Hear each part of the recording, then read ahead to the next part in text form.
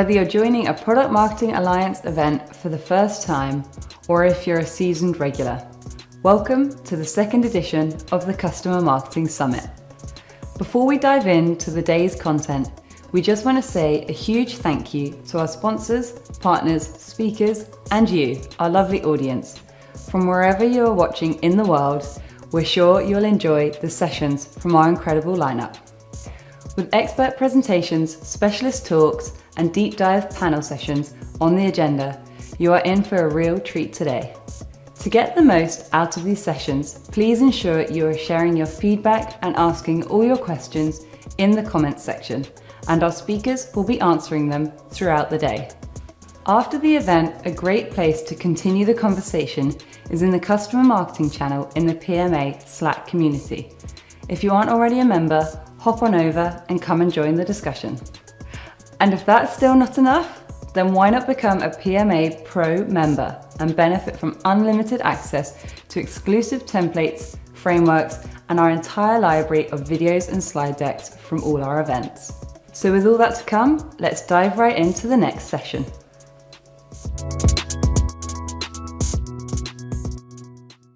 So hi everyone, thanks for joining us at the Customer Marketing Summit. Today, the four of us are going to be discussing how to build a successful ambassador program of customer evangelists and setting up customer advisory boards, case studies, a whole lot of great things. And we've got a great lineup of people with us. So I'm actually going to let everyone introduce themselves. I see just Bridget first. So Bridget, would you like to introduce yourself? Yeah, absolutely. So hi, my name is Bridget Heaton. I'm based in New York City.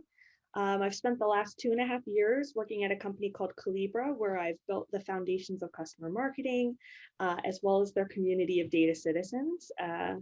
Prior to that, I worked at a company called Schoology, which has since, I think, been acquired by PowerSchool. I also built the advocacy programs and community there, full of teachers and school administrators. And way back, I used to work in international education and help to administer programs for the Department of State. So I have a long history of working in programs, building programs, and helping to develop advocates. It's nice to meet you all. Fantastic. Carrie. Thank you. Take it away. Hi, everyone. Delighted to be here. My name is Carrie Timms, and I am the Director of Global Customer Marketing in EMEA at Facebook.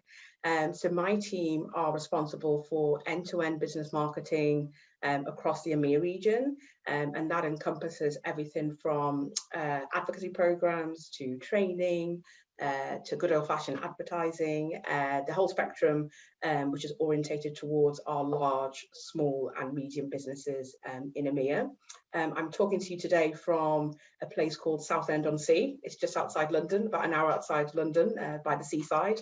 That's where I live, and that's where I've been for the past 18 months. So it's great to be here. As I say, prior to my current role at Facebook, I've got a long history of working at a bunch of CPGs. So I was at Unilever, I've been at Nestle, always been a CPG person up until now, and always involved in various aspects of marketing. And it's great to meet you all. Fantastic. Glad to have you here. And Anita, please tell us about yourself. Hi, everyone. My name is Anita. I lead product and customer marketing at Throughput. Our AI-powered supply chain software helps companies to run their supply chain sustainability on autopilot by leveraging existing data. I'm based in Mannheim in Germany. Prior to my current role, I've worked in product and customer marketing programs at companies like Dell EMC, Linux, and Signavio. I'm very excited for an all-women customer panel discussion today and really look forward to an exciting discussion. Fantastic, and I'll just introduce myself before we take it away. My name is Emma. I'm currently the Director of Product Marketing at Velocity, early stage startup where we basically empower developers to streamline, accelerate their product delivery by building and the full autonomy to spin up fully isolated production-like environments. Basically in the same way that someone can create a Git branch. So I'm very focused in the developer marketing world, and I have been for the past 3+ years prior into B2B, always trying to connect with our customers as much as possible, whether it's through advisory boards, promoting them to speak at different events, and really working with them to kind of help grow the way that we create our own products as well. So I'm very happy to be joining everyone here as well as we discuss all the different things that you guys have been achieving at your amazing companies. And I love that we have a variety of people from around the world and various stages of companies with a lot of experience, which I think is really amazing to have from different types of personas that I'm sure we're all approaching as well when it comes to customer marketing. So I guess I'd love to just sort of ask as a more high level question, how do brands, can you develop genuine and valuable customer evangelists? How do you find them in the first places? What would define a good advocate for you? And how have you started a sort of program in the first place, or the initial outreach to a customer to see if they're even willing to? I'd love to share an example from Facebook, and I can't claim the credit for it. It's entirely my team. I've only been at Facebook actually for 7 months, so this is testament to my wonderful team. But by way of context, at Facebook, we're very lucky to have almost 10 million advertisers on our platform. And of that, the large majority are small and medium businesses.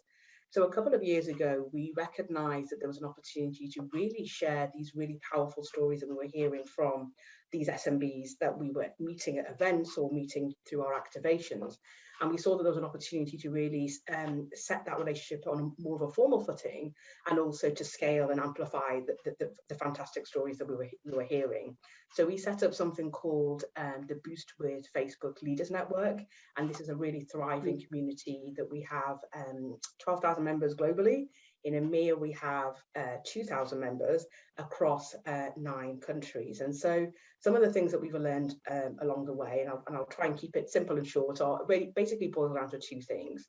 I don't think you can have a successful and a thriving customer advocacy program unless you have a happy customer, right? So I think the first focus is always on making sure that the experience that the customer has, whether it's brand or whether it's product, is super positive. Because I think if you have a happy customer, then you've got you're 80% of the way there in terms of potentially having an evangelist. We also approach the Boost with Facebook Leaders program in a very with a very kind of servant mindset. So our idea is that really the advocate should get more out of the program than we are, and that's kind of always our goal. It should be very much they coming out of the experience feeling valued and feeling appreciated. And so for me, that fundamental is there really of making sure you have a happy customer, making sure they believe that they're getting that value and appreciation out of the program. The other piece I would say as well that we've learned along the way is that it's really about relationships. So we don't view this network in a transactional way, right? It's not kind of ad hoc. We don't just parachute in as and when. We deeply invest in the program, and we spend time with our advocates. So whether that is one-to-one or masterclasses or training, we really try and have these surprise and delight moments, so that actually there's consistency and there's commitment over time, and there's that relationship. And I think that's quite crucial to setting up a program. I love that. Bridget, Anita, anyone wants to jump in? I'm happy to jump in. It's funny, I'm enjoying this already because I feel like we all come from such different experiences. So most of my experience in customer marketing has been building something from nothing. So at companies where there's nothing happening, so how do you spin something up from zero and scale it ultimately to thousands? And so I've always found, or at least I have the philosophy that there's always a story to tell or something to share at any point in the customer lifecycle. So my approach has always been, if I can get into a company and I can figure out what is that journey that the customer is supposed to be taking to be successful, and then how can you map moments of advocacy across that journey and sort of have like a hybrid community advocacy map of different menu of opportunities. If you're starting from zero, at least you have something to sort of refer to. And then you sort of are opportunistic, it's Schoology. It was an amazing experience because I was able to see exactly who was the most active on social media or who was blogging without us asking them to be blogging. And those were the people, I think there were 19 people that I reached out to help really partner to build the advocacy programs. And I invested in those 19 people over 5 years at that company and was able to sort of build this sort of advocate journey with them. And really, if I knew I was continuing to engage those folks, then I could kind of cyclically engage somebody who is net new and offers similar experiences, but always having to continue to engage those really, early adopters. At Calibra is a little bit different, where truly it was opportunistic, and it was, who can the customer success folks bring to me and who can I map along this journey? And it sometimes was people who just signed up as a customer, but maybe they had a little bit of like the gift of the gab, or like you knew that they really had that kind of quality that you were looking for in an advocate. Investing in those relationships and sort of bootstrapping along the way helped to build that flywheel of advocacy while we planned long term and built a community that was based in advocacy that could scale that from like 20 to 30 people to we're now at 5,000. So it's really been sort of That's impressive effort. Yeah, but it's taking those early adopters and nurturing those relationships over time. No, I really connect with that a lot, of also from scaling up. And I was privy to a lot at my previous company, which was a much more corporate company in the past, where you have, whether it's longer life cycles or you're working with hundreds of customers, and you might have the issue of legal might not be able, their legal side not be able to kind of have a advocacy, but there's other interesting ways, which we'll get to, I'm sure, of other ways that we can kind of get testimonials as well. But what I love now, what we're doing is really starting from scratch, and we're still in beta mode, but we have just secured 3 testimonials as well, 2 in video and 1 not. So it's actually really exciting that when we're launching soon with our non-beta product, then we're going to be having that as well. And that came from purely that relationship building that you both mentioned as well, of constant on the way. And obviously, where I'm at a place with a much smaller team, there's 12 of us. The majority of them are engineers, but sitting on calls or using Gong and listening to every one of the messages and following up with customers, and realizing that, yeah, even in the POC beta mode, you can kind of get out there and really scale up. So I really like that. Anita, I'd love to hear a little bit from you, and then oh, sorry, Bridget. I was going to say, just a comment on what you said. It's amazing that people, and often customer success or whomever is sort of the account owners, they just don't ask. And so sometimes just the act of asking is mind blowing, because they'll say yes, and then it's everyone shocked by that. So always try to ask. So. Yeah. I love it. I guess, Anita, do you have anything to share on this as well? Or even to add to that, sort of how have you kind of gone in and started asking out, kind of following up on Bridget's question of every one of us probably works with different teams, and sometimes we're not the ones that are as marketers, always the first customer facing side. How have you all kind of approached that aspect of getting customers in the first place? Anita, do you want to start? Yep, sure. I think I would just like to continue over what Bridget said in terms of especially programs where you start from scratch. I think a lot is really about figuring out what your core objectives are of building a customer advisory board. And typically when you're starting in that process, I think you have certain ideas in mind, but as you kind of really formalize it, you try to understand that it's very significant to find out what types of customers fit into what kind of objectives. So building those segments and kind of really mapping it to the objectives that we want, and what kind of customers can basically even commit to the amount of engagement and commitment that's required to drive a successful CAB, which requires more about participation from a customer's point of view, because it's not where we want to go and kind of educate people about what we do, but we really want to understand more about how their experience has been, so that we can kind of really scale that and amplify that, and kind of use that as a framework that helps other customers relate to their peers, right? So I think also it depends on some of the industry verticals in general, I would say. So certain segments, when it comes to e-commerce or B2C in general, I think customer marketing programs kind of are extremely important, and the way in which you kind of structure them is kind of dramatically different because it's a lot more receptive in general. But currently in my role, I'm part of the industrial marketing in the supply chain side, where I think while the supply chain as a concept has kind of really picked up massive momentum post the pandemic, everyone's talking about all the bottlenecks that all of us are experiencing. But I think in terms of understanding how do I reach out to my target customers in general to understand, can I basically maybe to some extent optimize what I have learned over the years with slightly different industry verticals versus trying to figure out maybe for the target audience that I'm trying to deal with, what are the best effective channels that we should structure it around. So I think those are some of the important ways of identifying how do you find the right advocates, and also kind of build something that advocates also kind of associate and relate to, more importantly, I would say. Yeah. If I can build on that, I think it's some great points you make there, Anita. I think in the experience we had with our advocacy program with the SMBs in EMEA, I think the key for us was really understanding also the expectations of the customer.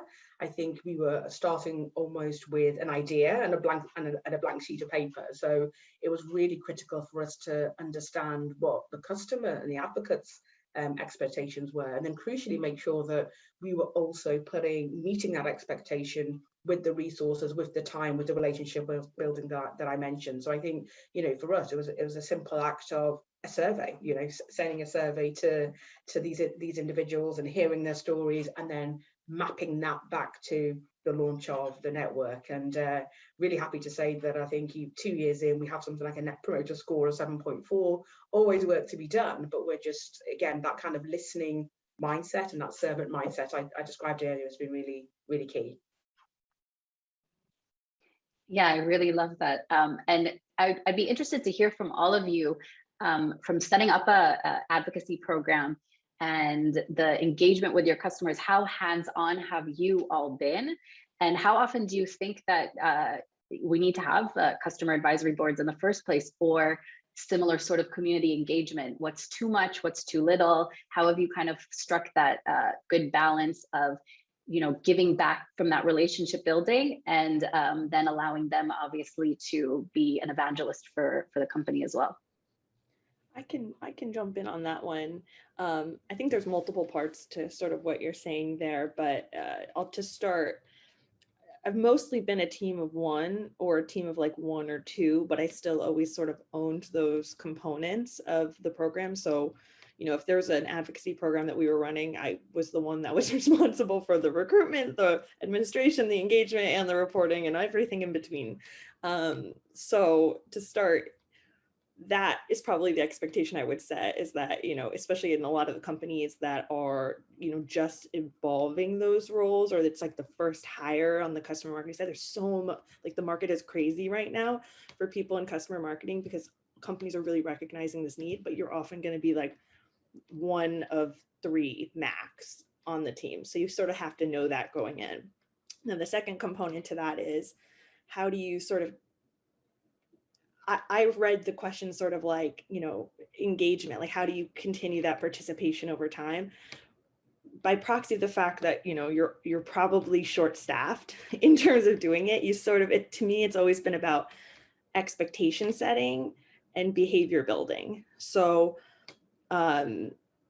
knowing, like, you want your advocates to know what to expect from participation in the program, and you want them to sort of sign up and sort of own what they're signing up for. Terms and conditions are really important, opt-ins, like understanding that if you're applying to this program, this is what it means to participate. From that, if you're saying that, you need to show up and you need to do the work. So, for example, with our ambassadors at Schoology, I would have a monthly video call where they would all talk to each other. And every month we showed up and did that. And I stayed late at work and I ran it. And I was responsible for getting like the speakers, like the featured speakers, and setting the agenda. But I also every Monday would post announcements or post, topics or in the group that we had. The same thing goes for our community of data citizens. It was much larger. So the idea was, let me, every month I'm going to build this behavior of knowing that we're going to run this special program of resources and activities. You know, even if it's as simple as the big thing for February we did this year was downloadable Valentines, and like something that they could engage with that was a little bit more large scale, but still value-based and something that they could get out of, but have a positive experience with the brand. But doing that on a monthly basis, they sort of know what they're going to get from you as a brand, but also you as that program administrator, and building that face-to-face relationship with them. They know it's going to be you that they can go to with any questions. I think that's probably how I would approach that ongoing engagement piece. What about you, Emma? What do you think about this topic? So I found that it's a very different right now. So I'm much more hands-on, and I'm on calls that are part, why is this feature not working? And it's, you know, me sitting with the engineers, and then also kind of getting feedback, which can then bring into what we're eventually going to be promoting from a product marketing perspective. So it's a little bit different, whereas previously at the other company, which was at Blazemeter and Broadcom and some of the other smaller companies that I was at before, but much larger than an early stage startup, I noticed that we would have stuff on a much more regular basis, but in a different way. So it was much more streamlined. So we would have our similar, instead of being monthly, it was sometimes bi-monthly and sometimes you know, quarterly. And then we would split it in the sense of we would have a quarterly product marketing and customer success call together that would kind of be part of this ambassador group of people, where we'd get feedback and have our quarterly roadmaps and get the sort of network session going on. And then our customer success team, which I would sometimes hop on here and there, would be on a more regular basis. Sometimes it would be weekly, bi-weekly. So there was a different element. Right now we're in a stage that we don't necessarily have a full-time customer success person. So we're all engaged in the activities of building that customer relationship. And as we're in this POC mode, I think that constant feedback and that engagement is both beneficial for both of us. And it's been amazing as well, because of that great feedback and me coming in and saying, well, actually, would you like to make a testimonial as well? And we'd love for you to share your experiences with others. And I know we are all coming from different types of industries as well, but with developers as well, as we're in a beta mode right now. So having advocates and evangelists for us is fantastic, because we don't have a try before you buy yet. Yeah. As we're still a young company, right. And that's a huge thing for developers. So being able to have their peers being able to share their experiences as well, and having that relationship that we're showing that, okay, we've got the feedback from you, and we're gonna do these features that you want, yeah. And this is gonna influence our roadmap, and being able for them to then be the evangelist to their peers as well to get more customers. Yeah.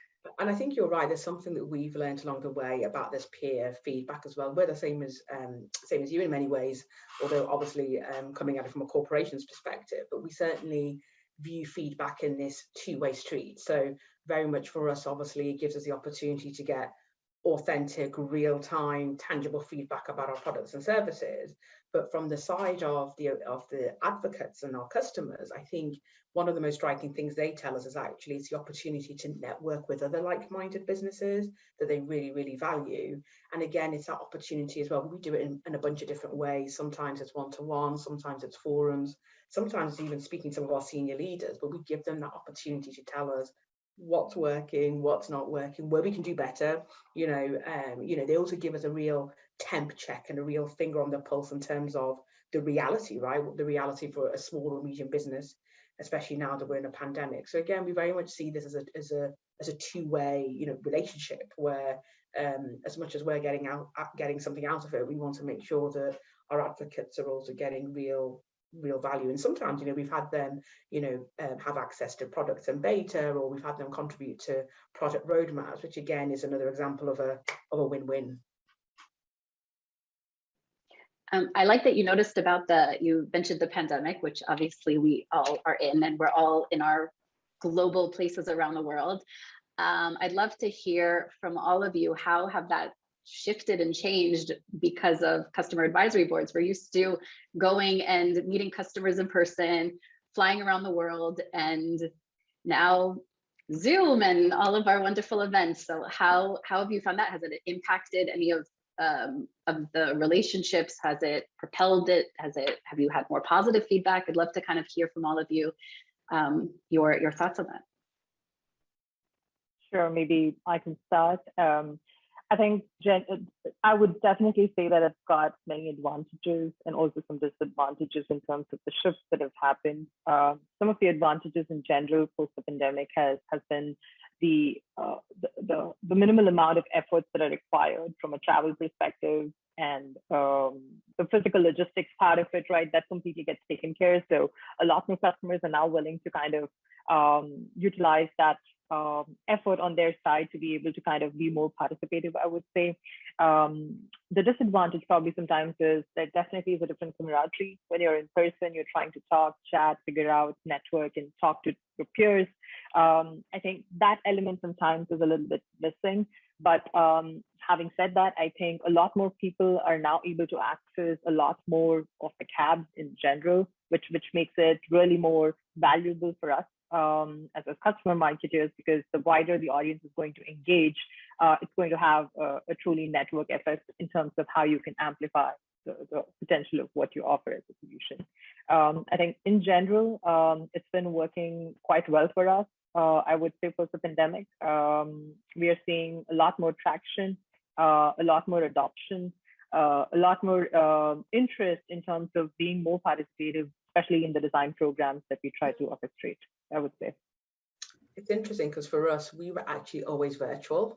We always set up the Leaders Network in a virtual context pre the pandemic. So albeit that we've had many pivots we've had to make because of the pandemic, this actually hasn't been one of them. But what I think has been really interesting is, because obviously the focus of this advocacy program is small and medium businesses, I think again it's this point that in the context of the pandemic, which has been so challenging for a lot of our members, it's been an outlet and it's been a real forum for them to be able to, you know, share stories, share strategies. And I think that's been that's deepened the interaction, that's deepened the relationship during the pandemic.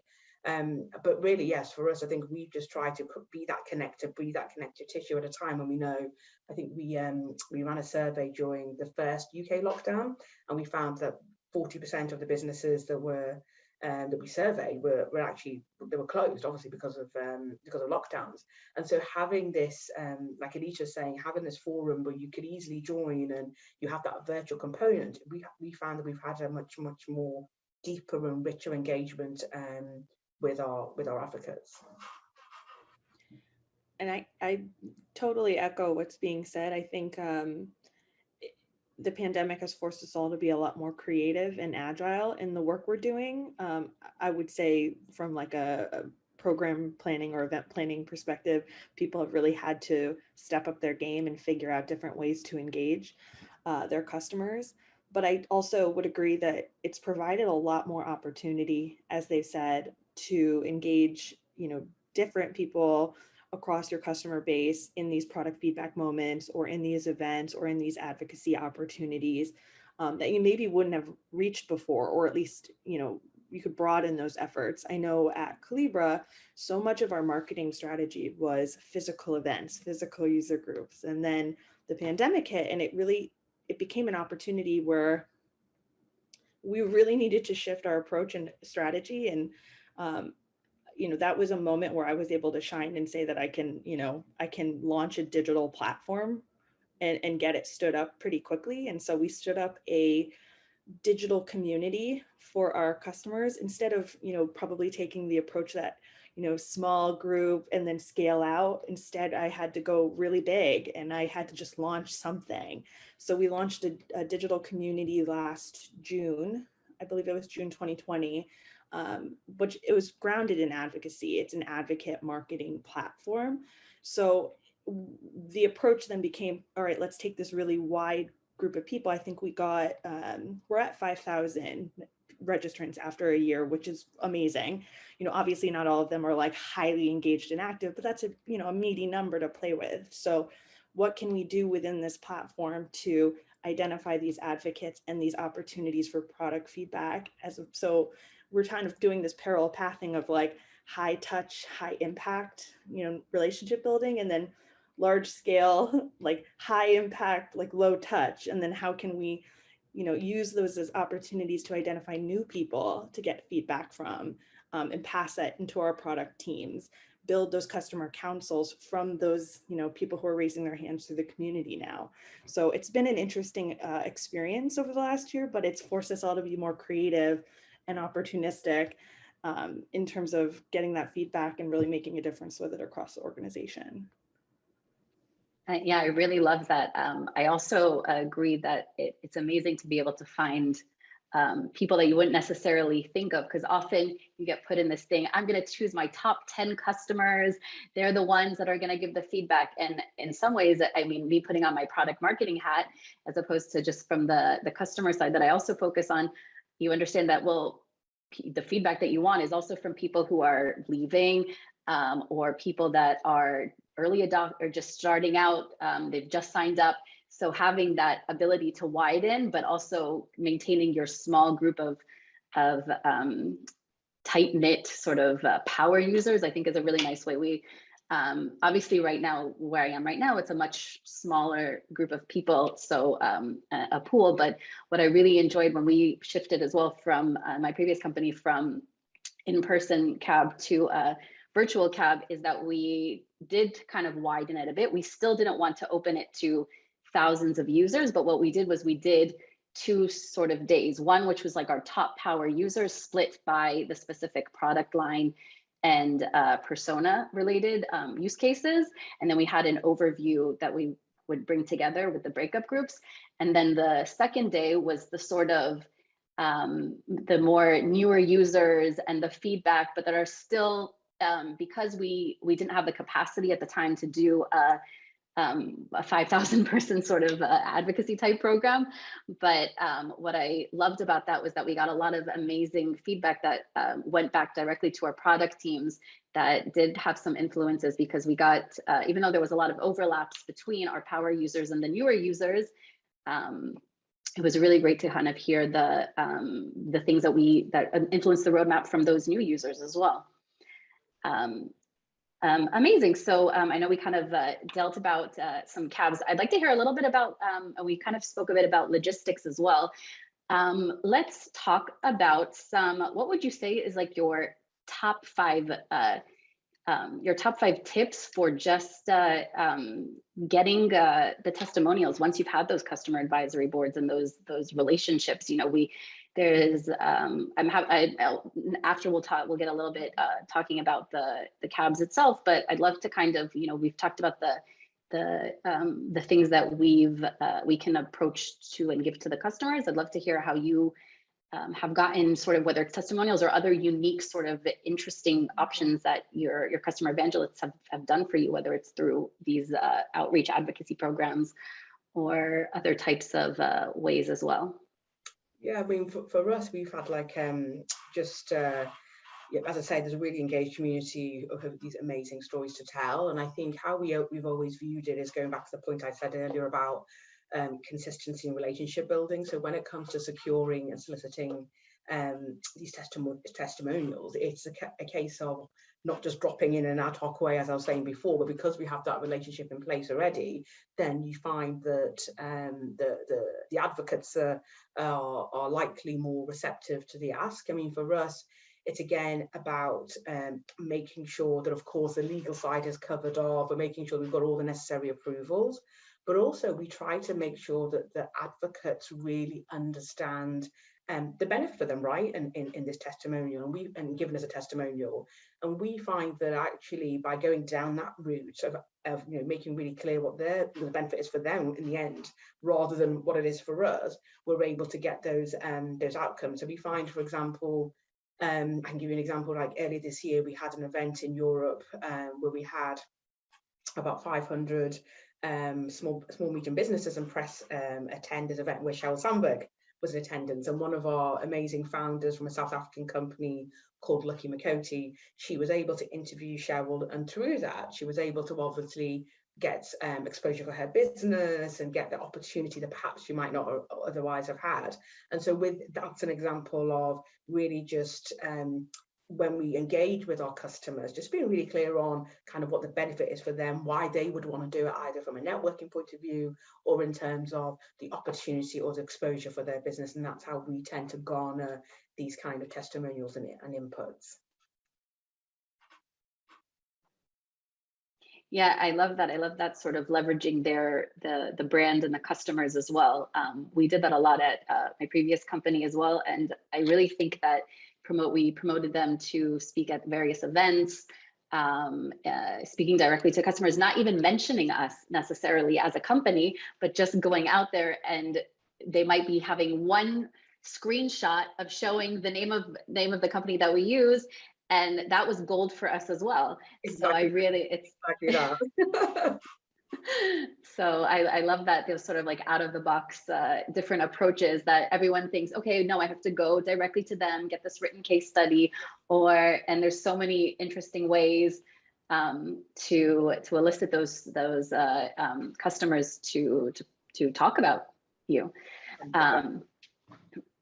Yeah, I would agree with that. I was just going to say that, I think one of the powerful skills of a customer marketer is often to be sort of like that human Rolodex, if you will, of like, you really want to have a command of everybody in your community. And, you can obviously take notes and keep that, or maybe it's in your notes app, maybe there's a more formal CRM that you're using to make that happen. But when the time comes and your comms team's coming to you with an amazing, opportunity to be highlighted by Forbes or something like that, you want to know off the top of your head or in an easy to find system, who are the people in my community who, maybe it's the white whale customer, that you've been trying to capture, but that this is that real marquee opportunity. That's when you go for them. Or maybe it's somebody you've been working with since day one who's really earned their stripes over time, and it can be that person. So I think to echo what Carrie's saying, that relationship building, you can really be that oversight across all of the customer base to really designate like who are those people in the larger framework of opportunities who really are ready to participate at that level or take advantage of these logistical opportunities. I love that point, Bridget. I think that's exactly how we play it as well. We tend to ahead of time have like a database and a bank of all these testimonies and case studies, like literally you can just search into this database, and to your point, when the opportunity arises or when comms or sales or whoever, you have that at your fingertips. And I think, as you say, it's marrying the opportunity. And I mean, I can think of a great one recently that we did in Italy with a company called Serendipity Shop, and so they really focused on providing alternatives to single-use plastic. And so an opportunity came to connect them with Elle magazine in Italy, who were doing a sustainability feature. And exactly to your point, it's that kind of Rolodex of, oh, there's this company here, and and being able to create those moments, those connections, which are so valuable for all sides. Absolutely. So it's not easy, and I think that to say that you could start at a job tomorrow and be able to do that, no, like that takes, I think that's probably a good precedent to set in this panel for anybody who's trying to get into this, that it takes time, and it takes networking internally too, to figure out who those right people are to build the Rolodex. Like, I would go to user groups, meet everybody, sit at the table at lunch, take notes, remember every conversation. Like, you have to do the work to be able to do what Carrie is saying effectively. I'd love to kind of go on that point and see what have been the difficulties that you've all faced, whether it's scaling up from scratch or even in bigger companies through collaboration, working with different teams. What difficulties have you found, and kind of how you've overcome them to succeed with the programs that you have all been working with? Yeah, maybe I can go with this. I think typically there are two very common challenges, irrespective of whether I'm beginning a program from scratch or whether it's a mature setup. I think managing expectations is number one. trying, end of the day, I mean, whatever type of a cab we build, customer is trying to use our products or platforms or solutions for a specific objective. And there could be times or scenarios when things don't go as planned. So how do you consistently manage expectations? That becomes extremely critical. A lot of the times, I think many customers basically participate in your CAP programs for being that leading edge participant in building the roadmap of the product, being an early adopter, or trying to experiment and understand how they could be more participative in the roadmap that you're building. So understanding how they could kind of really figure out when the roadmap is probably not aligned or is not launched based on the timelines and commitments what we promised. How do you again manage expectations and drive some transparent and consistent communication about what's coming up or what's getting delayed or what's probably not fixed, what's going to take slightly longer time based on different reasons that typically the engineering teams experience. So I think those two things are really critical. Of course, a lot comes with experience. When you try to understand what's the rhythm that works internally within your engineering teams and how the customer success team kind of communicates and how do you kind of seamlessly integrate all the different layers and then try to build the expectations management and then of course the communications program that you want to put together. I think those two are probably the most problematic areas that I usually encounter. Would love to hear from you, Emma. Like, what do you think are things on your side? So I'll say collaboration, I think, is very, very important with marketing in general. So I'm a product marketer. I'm not part of a customer marketing team. So, but I do a lot of I've managed, even in my previous companies, a lot of the case studies and working with, whether it was a solutions marketing team or customer success team. So I really think that relationships with those other teams are important. Similar to just from the product marketing role of being able to kind of be a sort of messenger in between. One of the problems that I think that we've faced in the past is that we don't want to use a customer too much. So I love that idea of having that database of being able to kind of see who's there, because you could even maybe write something like they just did something a week ago. So we don't want to reach out to them too much because I'm sure they're getting engaged with so many conversations, whether it's feedback sessions from product team or the customer success team has calls with them. And they have a lot of other stakeholders that are in that relationship. Sales team are trying to come in and upsell them at the same time. So we have lots of kind of clashing components that it's very important to work together, that we're not bothering the customer too much, because that at the end of the day is that relationship that we want to savor.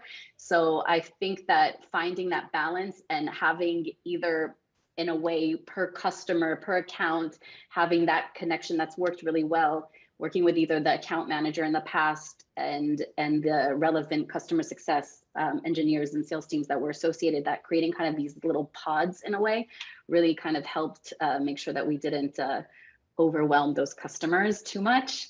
Yeah, any other I would insights on that, because that is exactly what mine is. That would be exactly my response. It's a mixture between Anita and yours, Emma.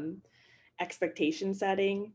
I mean, every how many times has anybody heard like we need to do like 50 customer case studies in the next like 3 months? Like, no, no, that's very difficult to do. And it's especially if you're just getting started, like you could be 3 years in and that's hard to do. So that's one. I think Rome isn't built in a day, it takes time. But also, if you were to do 50 customer case studies at a time, you're doing a disservice to the customers who are participating in those case studies, because they all need to have their requisite time to shine in that promotional cycle. So what are they getting out of it if it's just going to be, something that goes on the website? So like, so to kind of say what you're saying, Emma, I've always felt like a customer marketer works with advocates, but they are the advocate's advocate in the organization. Yeah, absolutely. And it's so important that inevitably, if you have a star advocate and you've used them 5 times, your CMO is going to come to you and say, let's use Bob again. You can't use Bob again. You have to protect those advocates on behalf of the overall organization. Yeah, and to your point, Bridget, I think it's that kind of quality over quantity message plus one to exactly what you're saying. We find that it's exactly that. We want to go deep with the stories that we're telling and the engagements that we're having, and so therefore that means you can't have that volume. I mean, we recently did a campaign in the UK and Germany with a bunch of our advocates where we were basically it was called the Windows campaign, and we were basically like dressing up a couple of like small businesses on the high street, which, as we all know, has been super ravaged by the pandemic. And that kind of effort, exactly to your point, Bridget, it takes time, it takes alignment, it takes collaboration. As you were saying, Emma, it's not the kind of thing you could roll out at volume. You know, you're trying to go much deeper than just something you place on the website. I mean, what we're trying to do is really integrate the stories that we're hearing and the relationships, again, that word again, trying to integrate that into the fabric of what we're marketing or in terms of how we're going about our comms. And so that takes time. That isn't something that you kind of just churn out. You really have to, exactly as you say, invest in it, and also make sure that your internal stakeholders also recognize that as well. I really love that. So I know we're coming up to time, so I'd love to just do a quick round and hear your top 3 tips or takeaways that you would say for anyone who's going to start a customer advocacy program and start reaching out. Before, so I'm happy to go. I'm happy to go first if you want. You go. Yeah. So I'll say that, I mean, it came up a lot in the session as well, that the relationship building and the collaboration, both internally and externally, I think is key. I also think that, you know, empowering them, our customers, as well as, you know, being able to get feedback, being a two-way street, beyond just the initial, we like you, you like us, really seeing what's make it worth for everyone. And being able to be fluid in this idea of, you know, the quality versus the quantity, I think is fantastic. And yeah, I love that. Yeah. I mean, I think you said it, Emma, and I'm not gonna repeat because I think you said it so beautifully. I think one thing I would add is I think also making sure that alignment with business priorities. We find that obviously this work that we're doing with small and medium businesses really docks into our mission and our view about the role Facebook plays in empowering entrepreneurs and the role it plays in driving the economy. And so therefore that alignment is really critical in identifying who those customers are and how they ladder back up to your priorities. And as they shift, so for example, sustainability is something that's really top of mind for us. It's about then shifting the makeup and the profile of those advocates to line up with that. So for example, we started working a lot more with small and medium businesses who are either working in the sustainability space. Is a great example of a company from Denmark who are really all about kind of equitable and ethical supply chains. So we're working with them now, and that ladders up to the agenda and the passion that we have for driving sustainability. So I would say making sure as well that your strategy for engagement and strategy for selection lines up with business priorities as well. I totally echo what Carrie's saying, and Emma, that was a great synopsis. I totally agree with you as well. Just to echo the business objective comment that Carrie is making, I think because, you know, my experience is a lot of organizations where these programs are and these departments are even like non-existent yet. Sometimes the companies really don't even know what they're looking for in terms of like a measurement framework. So my advice is to just measure anything and everything from the start, even if it's vanity metrics. How many people are in the program? How engaged are they? What's the demographics of the program? To like, what are you getting out of the programs that you're running? That alone can help you paint a picture of success that in time, and it's not something you can find out, like sometimes it could take a year to figure out really impactful, like tell a really impactful story from that measurement.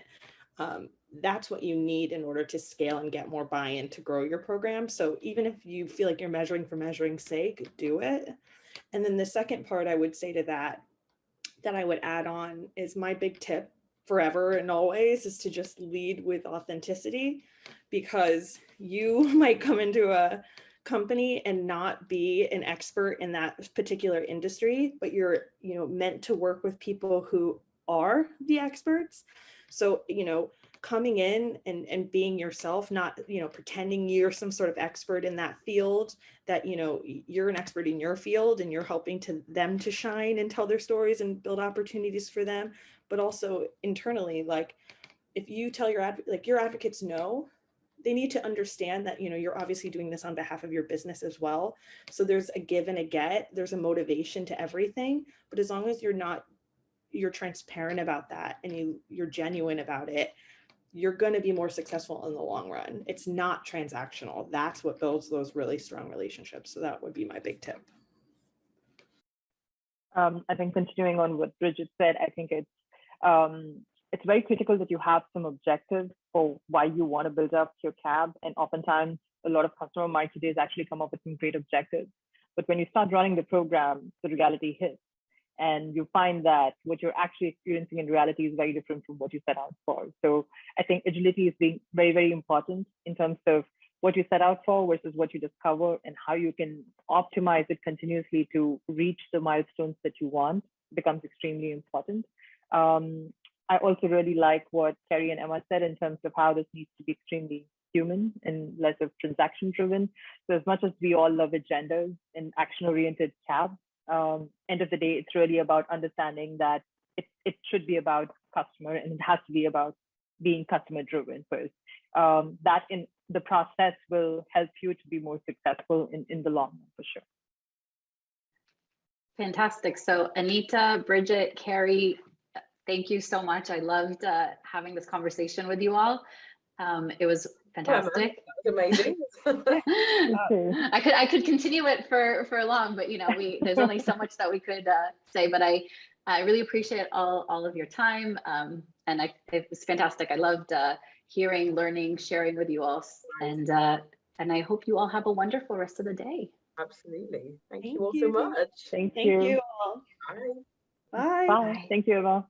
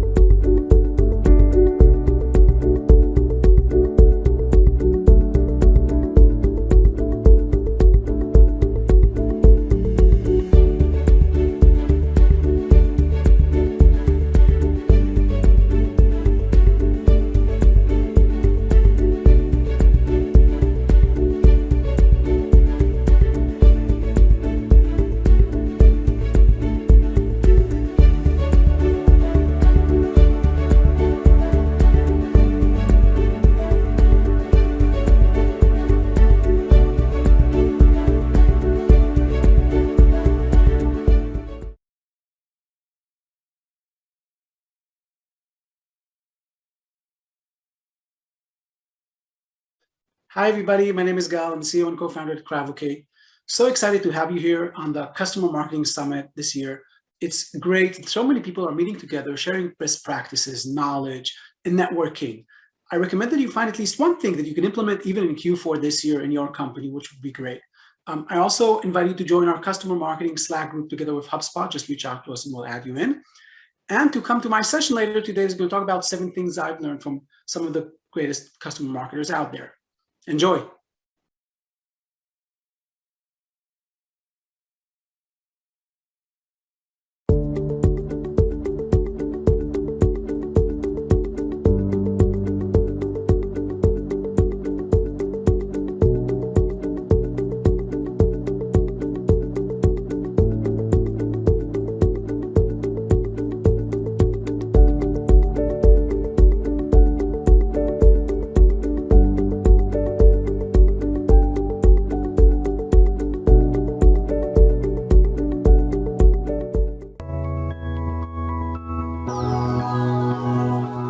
Hello.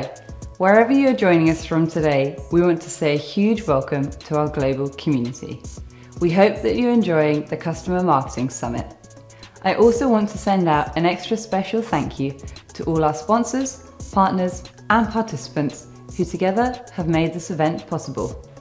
We are also delighted to welcome Cravocate as our headline sponsor today. Their sessions are bursting with insights to help you level up. But remember, the learning doesn't stop here. If you haven't already, you can upgrade your pass to include access to all today's sessions on demand with our Access All Areas pass. Or you can become a PMA Pro member and benefit from unlimited access to exclusive templates, frameworks, and our entire library of videos and slide decks from our events. And remember, have your questions at the ready. Simply post your question in the comments section and get awesome advice from an expert in the field. What's not to love about that? So now, on to the next talk.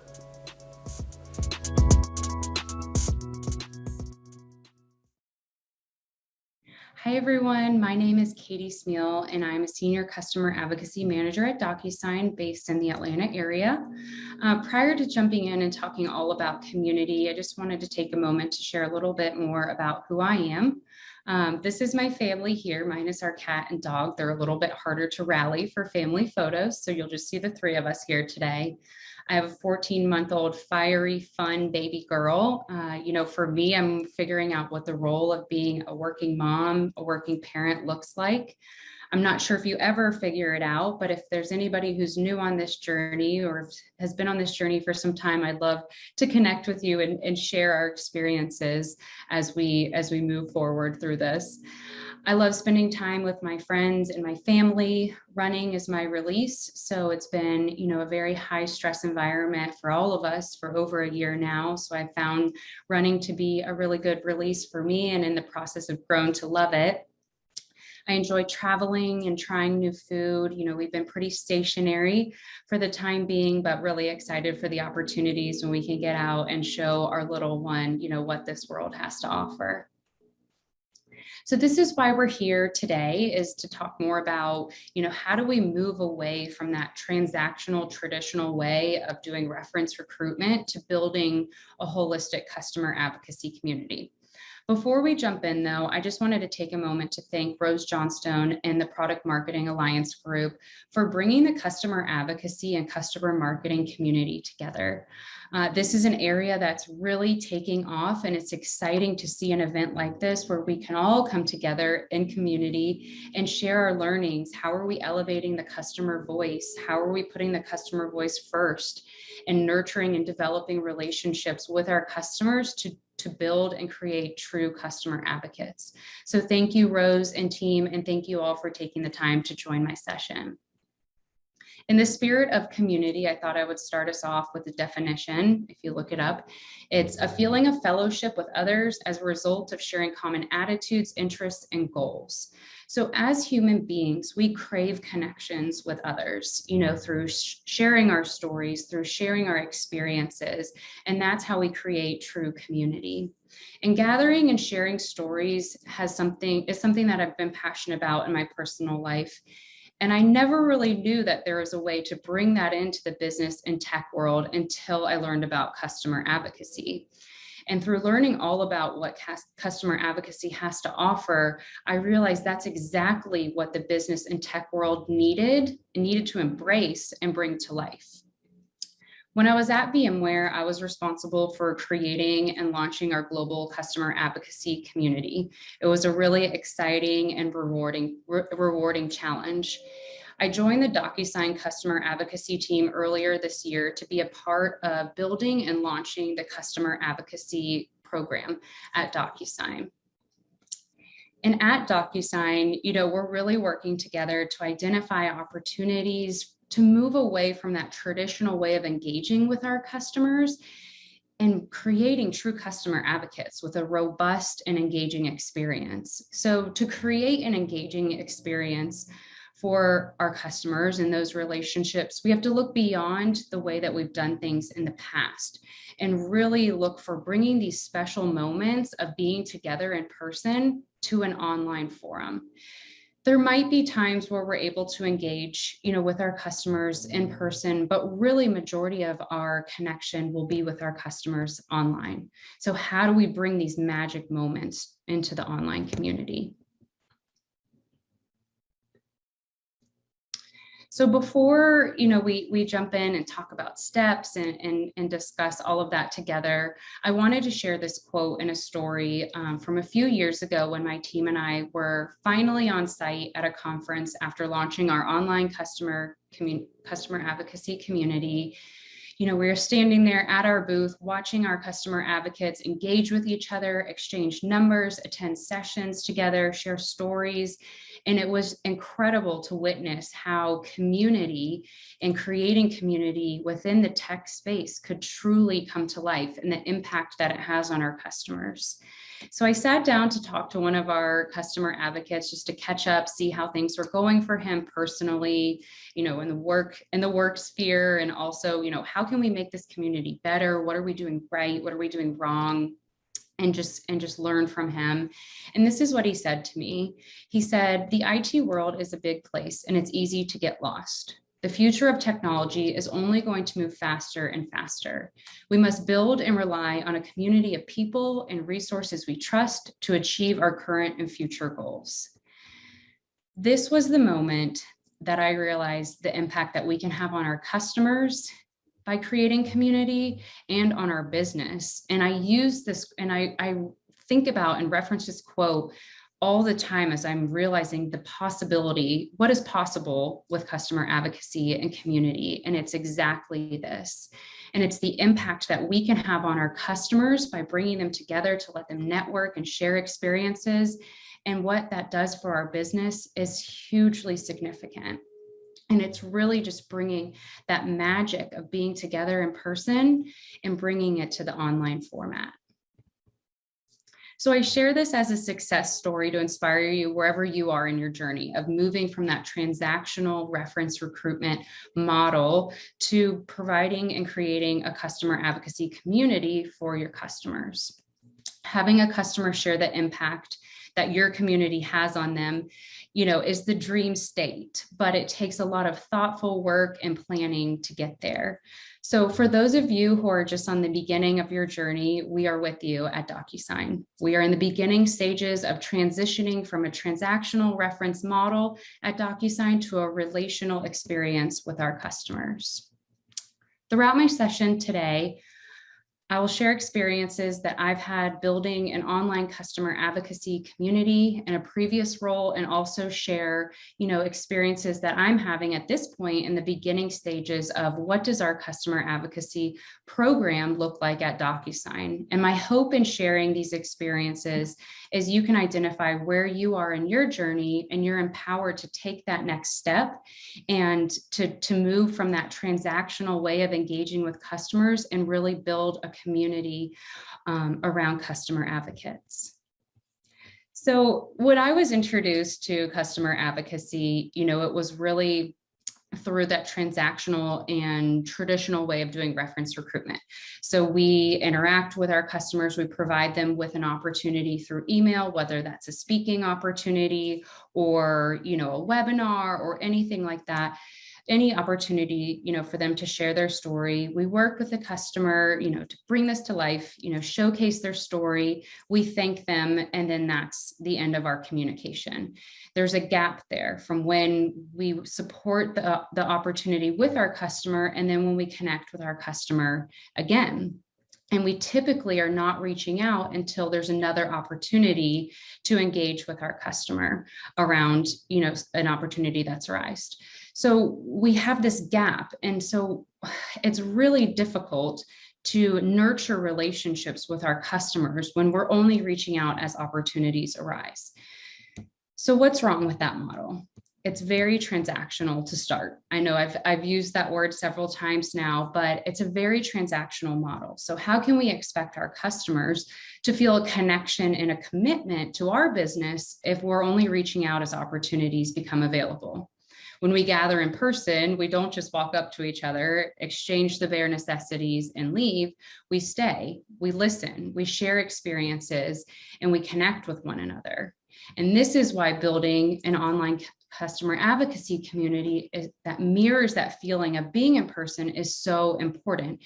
It's giving our customers a dedicated space to share their stories, to connect with each other, to connect with our business, and feel this sense of partnership with us and this relationship where we're both communicating consistently with each other and learning about each other beyond just, the transaction at the sales point. So before we begin and talk through some of the steps to launching a customer advocacy community, I just want to point out that it's really critical to do a business assessment to identify all of the customer touch points within your business. So from the moment that our customers transact with sales, what happens next? And what does that journey look like? Who's engaging with our customers throughout their journey? And what does that experience look like? And I think that's really going to help with you as you build out a community and just your customer advocacy program in general to see what does that experience currently look like and what do we want it to look like in the future and what is that vision. So as you take off on this adventure, it's important to first identify your internal stakeholders and executive sponsors. So think about all of the teams that you support as a customer advocacy team. Those will be really important stakeholders that you'll want to identify as you're building out what it looks like to launch this community. And also with your executive sponsors, they're going to be, for lack of a better word, your advocates through this journey and helping you to be able to get to the point of launching your customer advocacy community. From there, you'll want to research and identify a platform for hosting the community. So take the time to really look at what makes sense for your business.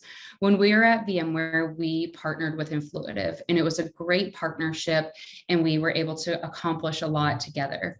But I would recommend really looking, what makes sense for your business and your overall goals, and find that platform that meets that criteria that you're looking for and build out a presentation that talks all about the value of that platform, talks all about the value of what community would bring to your business and get that all, in one presentation, and then schedule time to share your presentation with executive sponsors and internal stakeholders.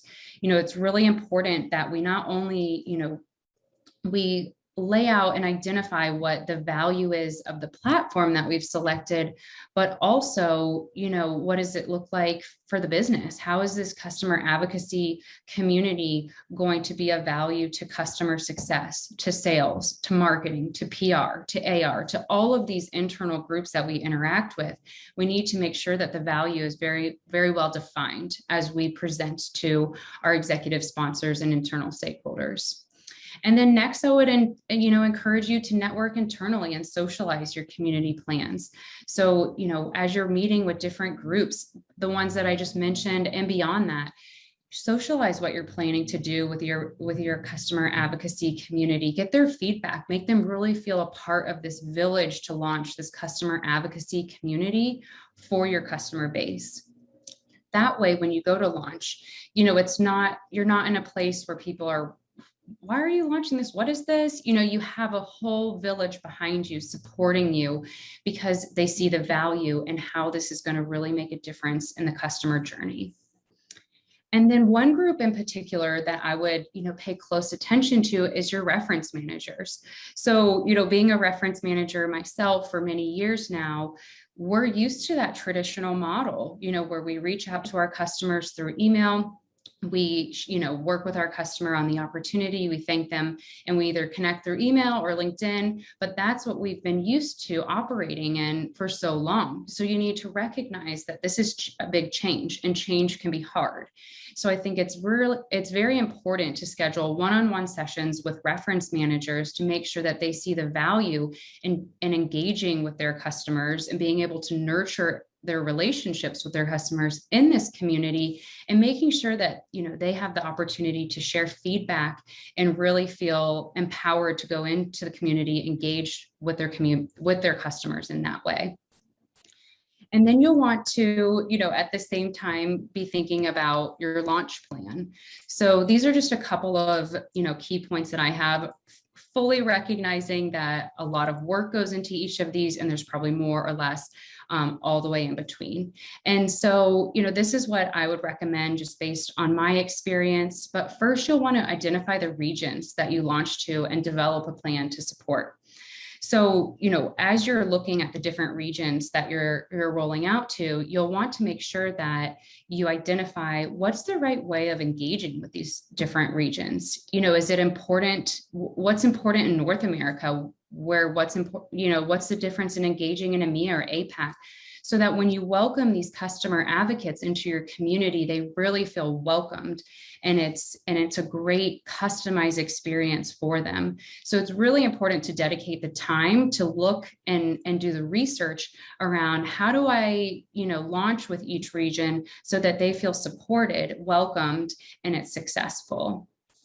And then from there, you'll want to identify a list of customers to invite. So if you think of a party or a gathering, oftentimes there's the stars and those who are really, really excitable and they're sharing and all of that. And then there's other individuals who are more listeners. And so it's really important to look at that in-person gathering and how do we bring that to life into this community. So you can do that by, inviting existing customer advocates that you've already nurtured those relationships with, and then inviting in new advocates so that they can interact with each other. And maybe those, who you've known for some time, really encourage your other customer advocates to share their stories and to network with each other and connect with each other. You'll want to make sure to draft email invitation and welcome messages for customers. So have that all prepared, outlining the value. When the moment that they join, the community, what is the value to them? Give them a guided journey so that when they join the community, they're not just lost. They know where to go and you can guide them through their experience. Creating an editorial calendar and content is hugely helpful. So having content published every single week and prior to launch, will make you successful. So what we did was we created an editorial calendar. That way we could be really thoughtful with planning ahead of time of what content do we want to have, and being flexible as things, pop up. With Influitive's guidance, they shared with us 3 to 5 pieces of content is a great place to start. And so, making sure that you have fresh content in the community each week and different types of content for your customer advocates to engage in, not just here's more, product announcements, but doing product announcements, company announcements, asking them what their holiday plans are. What would you be interested in sharing your story? What does that look like for you? And finding ways to really elevate the customer voice and giving them a chance to shine, whether it's, enhancing their personal brand or professional brand. And you can do that with engaging in a variety of different content. And then outline a plan of engagement in the community role. So making sure you have someone dedicated to the community so that, you have each and every day that your advocates log in, they're being engaged with. They have someone to ask questions, someone who's, from your business who is showing up every single day for your customers. And that's the way that you can really nurture and develop relationships. So from there, you'll probably be asked, what is success? What are the benefits? How do you know you have a great network of advocates? And these are some of the ways that I've identified a great network of advocates. So first, starting with your loyal customers. No matter who your customer is, maybe there's no product issues or any type of issues, but maybe there are. But the difference is the way that the business shows up. How do you show up for your customers when they're having product issues or any other type of friction? The way that you show up as a business and as a customer advocacy team is how you establish loyal customers. It's your customers who, even if there's been some struggles, still speak positively about your brand when you're in and you're out of the room. It's empowered reference managers. So your reference managers are excited and empowered to jump into the community, network with their customer advocates, nurture those relationships. It's uncovering niche product use cases. So, looking in the community, there's going to be different niche use cases. Maybe it's because a sales, request came in and you show it to the community and find them that way, or it might be customers raising their hands to share their story. Hey, I've got a story and I, would love to share it. How do I do that? Can I do a speaking session? Or maybe, your customers prefer more private conversations so they can talk one-to-one with other customers. That's another option. So when you have customer advocates who are raising their hand to share their story, you've got a great network.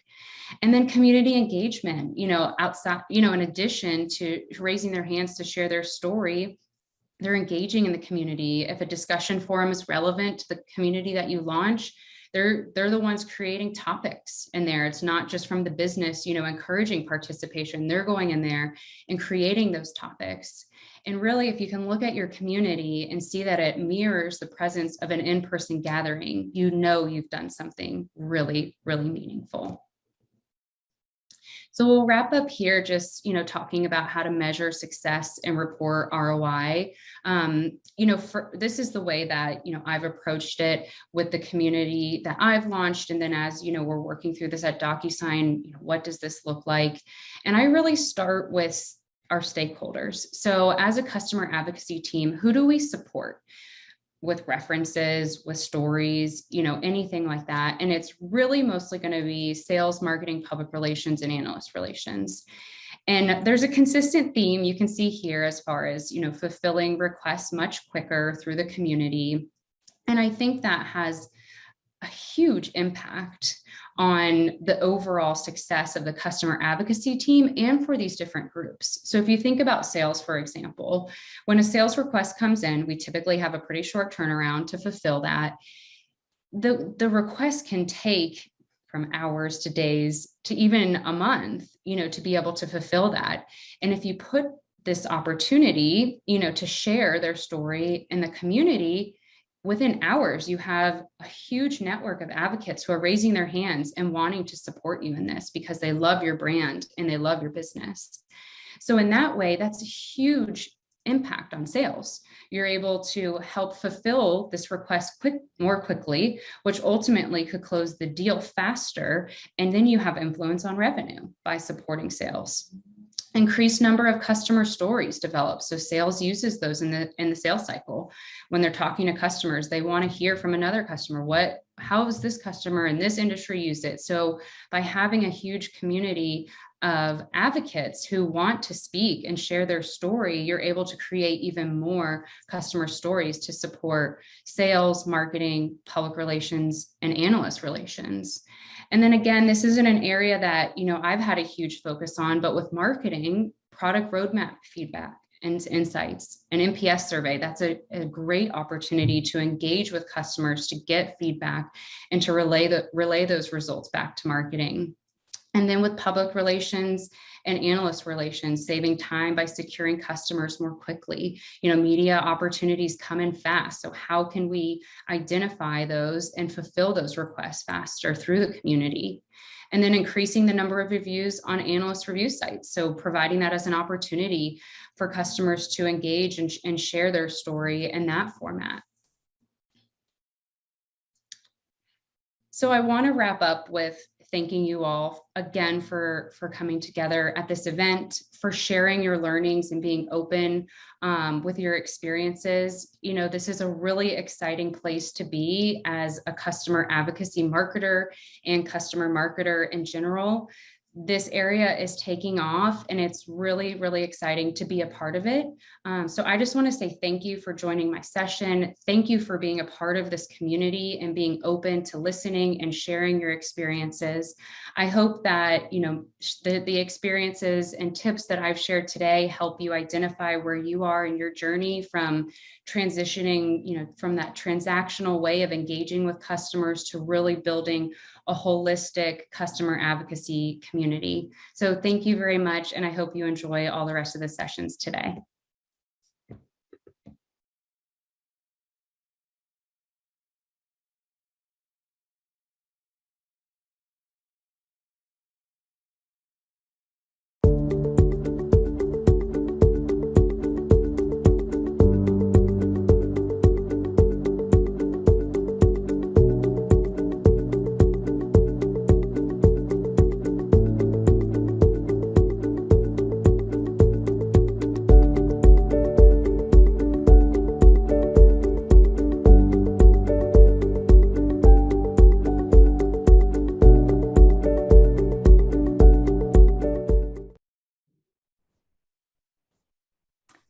Hello, everybody, and welcome back to the Customer Marketing Summit. We have an awesome session for you now. And as you'll be able to see, this is fully live and interactive. So all your fantastic engagement and questions, I will be sharing directly with Gal at the end of the session to answer directly. So with that, welcome to the stage, Gal Biran, who is the CEO and co-founder of Cravocate. Over to you, Gal. Thank you, Rose, and thank you, PMA, for having this event. And hi, everybody. Thank you for joining us. So super excited to be here today, and we'll take about 20 minutes to just share what I learned from some of the best customer marketing and advocacy teams in the world, and kind of run through different insights that they shared with us and best practices. So let's dive in. And feel free to put in, your questions inside the chat. Our team will try to answer, and also me and Rose will kind of have a Q&A at the end. So what are we going to cover today?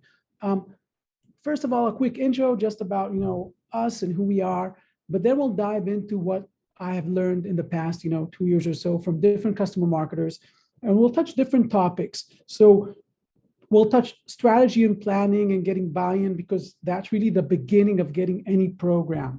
Then we'll dive into how do you build an advocacy culture, because that's part of making the program successful and well adopted by the organization. Then we'll go down into some of the programs. We can't cover everything in this time, but things like reference management best practices, B2B reviews, combining community and advocacy and stuff like that. And then lastly, we would tie into what is customer marketing and advocacy 2.0, kind of the North Star, how advocacy looks like and customer marketing looks like in 2021 and also 2022.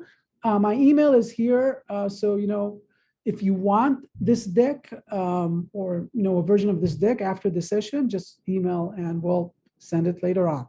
Let's dive in. So just an introduction about Cravocate. Cravocate is really the holistic platform for both product and customer marketers. When we look at customer marketing and advocacy, we look at kind of the full cycle, the life cycle of the customer. So you want to have an advocacy program, and you want to understand what you want to achieve for your customers. You want to engage them across their life cycle. Sometimes you want things like references, reviews, of course. Then you might want upsell and expansion and run those motions with customers. Of course, you want to create a loyalty framework, maybe rewards, maybe gamification. You want to manage references and track the referenceability and track the revenue impact, track your customer's journey and meaningful moments within their journey, and really tie everything together, even with attribution and whatnot. And that's kind of where, you want a holistic approach and holistic platform. Part of what we do is kind of an all-in-one platform for customer marketing and advocacy. Product marketers leverage our platform as well for product insight, messaging, upsell, whatnot. And it really is about the lifecycle messaging and lifecycle marketing within your existing community, within your product and app, but also within different types of touch points. And we'll talk about those. So like in your academy, your support site, websites, and connecting all that to CRM, and then reaching out to customers in all different touch points, in-app, email, Slack, text. So being able to engage customers where they are in the right time, in the right means, and in a contextual manner to their journey, but also tying all that then to CRM and revenue. We're very big believers of journey tracking, journey mapping, journey engagement, and building those customer marketing advocacy scores based on journey insights, based on automatic insights, and not just based on somebody telling you that someone is an advocate. That's because that's how you can scale. And with that, I've covered a bit about who we are and what we do. Of course, feel free to reach out to us and learn more. Beyond that, I would say that really Cravocate is about building the category of customer marketing. We have a Slack community that you can join, customer marketing Slack community together with HubSpot. We have a job board, so you could publish their new jobs and look for new jobs in the domain. We have basically workshops. We've done one yesterday with the PMA, was great, and we're doing another one in 2 weeks, so sign up for that. And we have an expert zone and much more. So really, it's all about building the community, the category. So feel free to engage with us and and work together to grow. Okay, so now let's dive into what have I learned from some of the best customer marketing and advocacy leaders out there. Like I said, we'll start with strategy and why strategy is important. So first of all, before you get started, before technology, before platforms, whatnot, you really need to define your strategy and KPIs, right? So, your first year goals, how do you get management buy-in? How do you drive, what can you drive out from the company KPIs, and how do you make it about the numbers? And I'll share what Anna, CMO, told us in one of our sessions, just on my next slide, so you can see that this resonates with CMOs, with leaders, with the people who are the budget holders, who are the executives. You want to have collaboration, and this will tie through all the different feedback we have from different people, right? You want to meet the different departments like sales and marketing, customer success and product, and executive, and get executive sponsorship. You want to have within those different departments a champion. So you're the champion of the program, you're the champion of the customers in your organization, but you want to have also internal champions within each other department that you collaborate with. You want to talk to the customers and see what they want out of it, see what they're willing to do, see how they think they can contribute to your company and to your product and to your efforts, and bring that voice to other departments so they understand the value. And then, of course, you always want to constantly measure and share. Measure what customers have done, measure how that impacted the business. For example, if they gave you product feedback and that feedback eventually became a feature, and that feature is now upselling or cross-selling in, $2 million, you want to be able to kind of track that full cycle, right? If they gave you feedback on something and because of that, your NPS, you fixed it and your NPS score went up. You want to be able to measure that and track that. And again, always show the impact on the business. And all this comes before any type of platform. It's just about the strategy. And from an example, Anna Convery, who was the CMO of Radware, one of our customers, one of the things, she talked about from a CMO perspective on the importance of strategy and planning. And she told us, for example, first of all, you have to understand the strategic goals of the company. How does the program contribute to your company's main goals? That's the main thing for executives, right?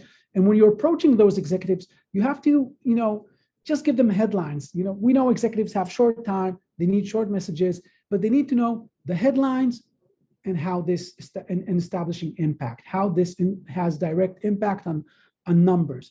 And she also recommends always have a financial slide in your deck when you're presenting the program. Always be sure that you have the numbers there, because then when they think budget, when they put you in their next year's budget, that's when they kind of know, okay, this is what it's going to cost and this is what we're going to get out of it. And that's why I have to make sure it's in my budget. Think, she's telling us how CMOs think and how we should then approach them and other executives. And that's why strategy is so important. And you have to show that you're, going to measure and how you're going to measure the program and the impact. We know that CMOs, we know that product people, so mostly customer marketing programs run to product and of course to marketing.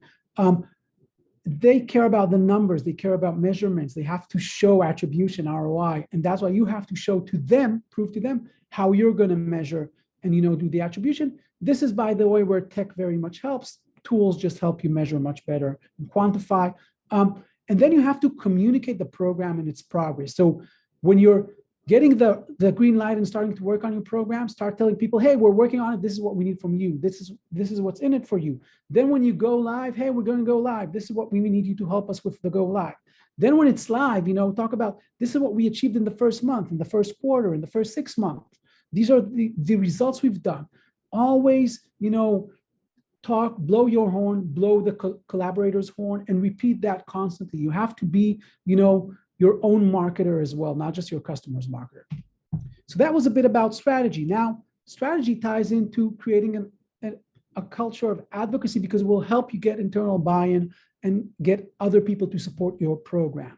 So Kalina from Asana, who's been in several of our webinars, basically told us, first of all, her tips are, you have to map all the internal stakeholders, and you'll see this in other places. We'll talk about that.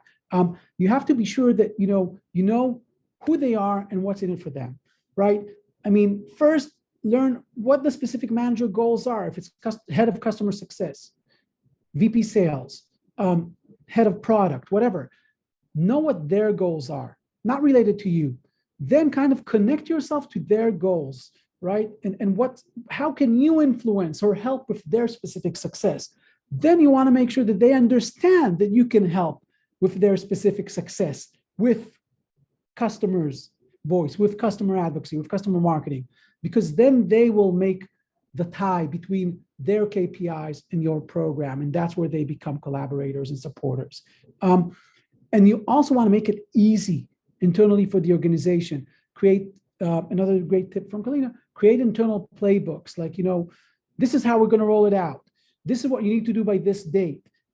These are the type of people that you want you to nominate to the CAB. This is what's in it for them. This is what's in it for you. Same way that you're communicating externally, always remember to keep it simple and communicate and kind of actionable internally. So that's how you start creating an advocacy culture. Everybody can buy in. And Juliana from SAP also gave us some tips about creating that advocacy culture. Different types of companies. SAP, very big company. Asana, much more kind of fast growing startup, now big as well, but very different orientation. And what Juliana did in her tip was tying back to Anna's strategy. First of all, understand what are the 5 main organization goals, right? Maybe it's improving revenue, maybe it's improving profitability, maybe it's launching a new product and actually so you want more customer stories on that new product. Maybe a company goal is rebranding, so you want customers help and voice around rebranding. It doesn't really matter what the 5 company goals are. You can find a way and think of a way to get customers to tie into that goal, right? And then tie that to your program. And then while you're doing that kind of strategizing, meet as many people as you can within the company. That was another thing that Juliana did. And kind of, talk to them about brainstorm how customer marketing, how advocacy can tie into their kind of programs and activities. How can I help you meet your goals? And then connect to their KPIs and agree on the mechanisms to work together and track together the results. And that's how you get them to collaborate. So now that we've, understood the importance of strategy and getting internal buy-in and creating a culture of customer advocacy with all the different departments, let's talk about the specific programs. So in reference management, first of all, just kind of giving you, and those of you who were in the workshop also saw this yesterday, but you want to streamline referenceability, right? Whether it's content references, customer stories, videos, whether it's speaking opportunities, whether it's, of course, sales reference calls and support. In all of those things, you want to kind of first start again with the strategy, your programs, the audiences. Then you want to know, how are we going to do member recruitment? Who's going to own that? What's the process for that? Is it a self-serve program? Are we giving sales the ability to self-serve and do things themselves, or has to be managed? They have to come from somebody. Is it just about content, or just about thought leadership, or just about sales references? And how do we recognize and reward the customers? Once we have all that aligned in your mind, then you want to align it with those collaborators, right? With sales and CS and everybody else. How does the nomination process look like? Who needs to approve a reference request? Who needs to approve approaching a customer, if at all? What can we do faster and streamline? And again, always what's in it for them. Then you start building the actual workflows. That's again where automation can come in place. Like, let's do workflow automation for a customer story or a reference request. Let's see how we track the influence of a review or a reference request or a customer story. Let's brand this program and whatnot. And eventually you want to go to the launch, and you want to communicate the launch internally, have internal people support you with the launch, incentivize sales and customer success to collaborate on nominations and launching, and test and iterate the program all the time. So a few tips on reference management. Morgan from Okta basically kind of talked about content management, and she was saying that you want to break customer content into small pieces, consumable pieces, and just serve those, like, instead of just doing the full customer story. So also break it out and give just many more pieces of content to your sales to utilize, or to product to utilize. Then you want to kind of not make the customer the middleman. So in many big corporates or enterprises, you'll have corporate communications need to approve everything, need to approve the PR, need to approve the customer story, need to approve the quote, whatever. In those type of cases, you want to create a relationship with the corporate comms, just so you help them understand that their best interest is in your mind, and you'll just get faster approvals and yes, whatnot. And then you also want to make sure that the need for references is known and visible to the entire company, right? So you don't know who can, of course, customer success and sales are the usual suspects of, hey, they can give you people, nominate people for references. But maybe also, of course, support people can tell you who can be a referenceable customer. Maybe marketers doing events, event marketers can tell you who can be a referenceable customer, and so on and so forth. Of course, executives. And this goes to tracking referenceability. So, I mean, like we said, when you do these activities, you always want to make it visible internally. What have we done in the references? How many new references we have? How many new pieces of content we have? Who's the leading customer? Who's the leading salesperson nominating? And have all that inside Salesforce so everybody can see it and everybody can utilize it. And that's, again, where technology comes into play. Nitzan from Cornerstone talked about, creating a formal reference program, not this kind of, I own my customers, I'm going to use the same customer all the time, don't tell me how to do references. Make sure it's a real program. Make sure people understand, like CSMs and AEs, the value of the real program to them. They're going to show them the value in the sense that they're going to get faster references, better references in sense of matching, and they're also going to protect their customers. They're also going to reward and acknowledge their customers. So they need to understand why they should adopt a program, because sometimes it's hard for them to adopt a new way of working. And you want to make sure that they also, that you have some guardrails like CSMs, not allowing them to approach them directly and ask for a referenceable customer, but going through the tools and the programs. The other thing Nitzan recommends is when you create a reference program and people join your reference pool, ask them some questions, 5, 6, 7 questions, maybe on a form, maybe on a call, doesn't really matter how. And if you want to automate it, a form would be a great way to do that. But then you kind of ask them, okay, but in how many languages can you do the reference calls or provide the content? Or from which competitor did you come to us? Or what is your exact use case? Or we know you have these 3 products in your company, which of the 3 are you owning?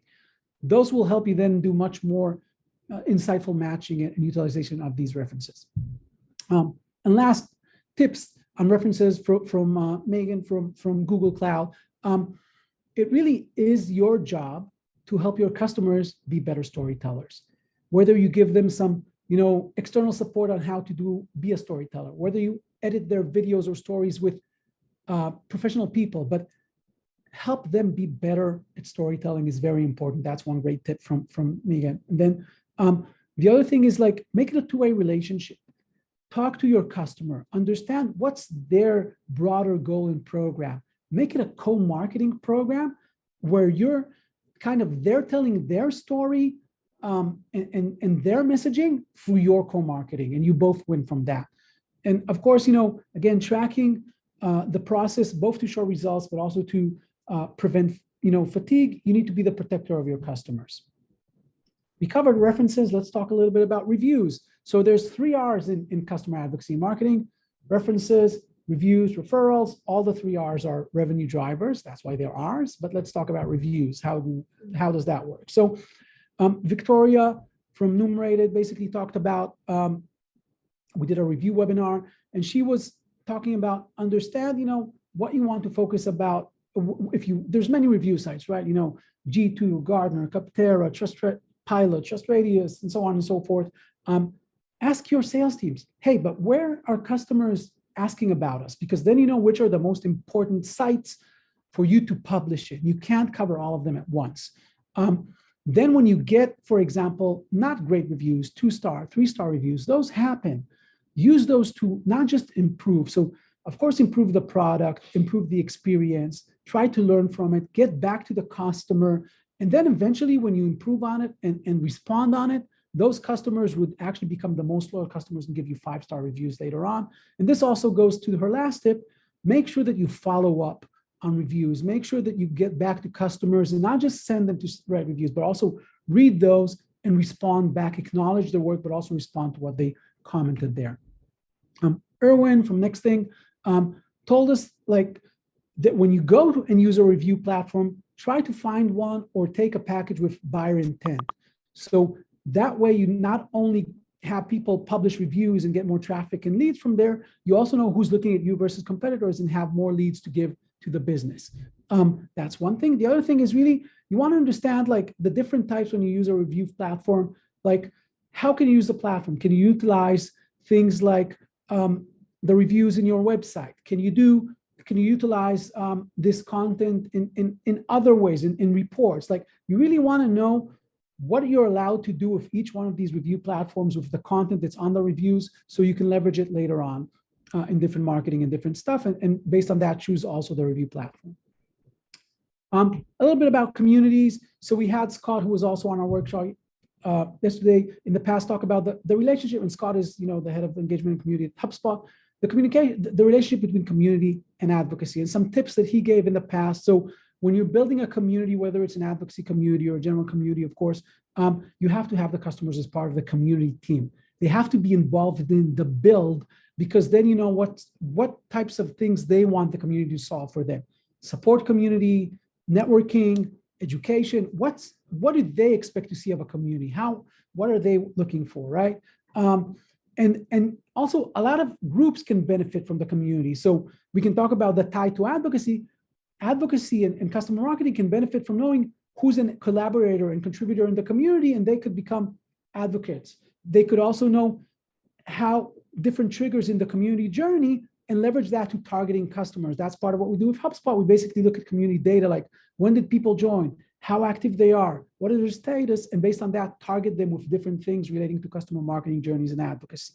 And you also want to kind of constantly listen to your customers, even have a CAB, a customer advisory board, just for community, just for the advocacy program, and get their inputs so you could always iterate and keep it live. Then Dani in Cultura basically kind of focused on how the community, you need to make sure that the community drives across the business. Again, in marketing teams, it can relate to advocacy and messaging. In support, it can relate to improvement, education content, engineering innovation. So again, this also relates to customer feedback in general and voice of customer in general. This also relates to reviews feedback. Always take voice of customer and also always show how it kind of ties into different parts of the business and share it with them. And it can, in general, community can also help with SEO, and you want to make sure that part of your community is public, and just utilize that for better SEO and leads from Google. And I'll end with, and keep 5 minutes for questions, with really what is Advocacy 2.0 and where we're going. And here we have, both Liz and Dina from Captivate Collective, which we love and work together a lot. And then you have this new term called Advocacy 2.0. For me, Advocacy 2.0 is really what customer marketing is all about. So it's the evolution from advocacy to customer marketing. And I think, if Advocacy 1.0 was kind of, single destination, let's go to somewhere, to a specific platform, sign up and do stuff over there in a closed garden, Advocacy 2.0 is really much about integrated marketing inside the customer's journey. It's very personalized to each individual user. VPs don't go to a closed garden, right? How do you engage them? White glove versus, SMB. People in the community should be engaged in the community in one way. People who are power users should be engaged in the product. People who are, event participants should be engaged inside events. So really try to think about that ungated advocacy. Like everybody can be an advocate. They don't have to sign up. If they like you, they might not conceive themselves as advocates, but they can do acts of advocacy. So Advocacy 2.0 is really about opening that garden, engaging people in different places, making it more about engaging their journey and engaging a lot more people within that journey. And then you want to build a kind of a brand umbrella to all your programs. So it's not just a reference program. It's not just a content generation program. Really, the advocacy and customer marketing program should be more holistic, right?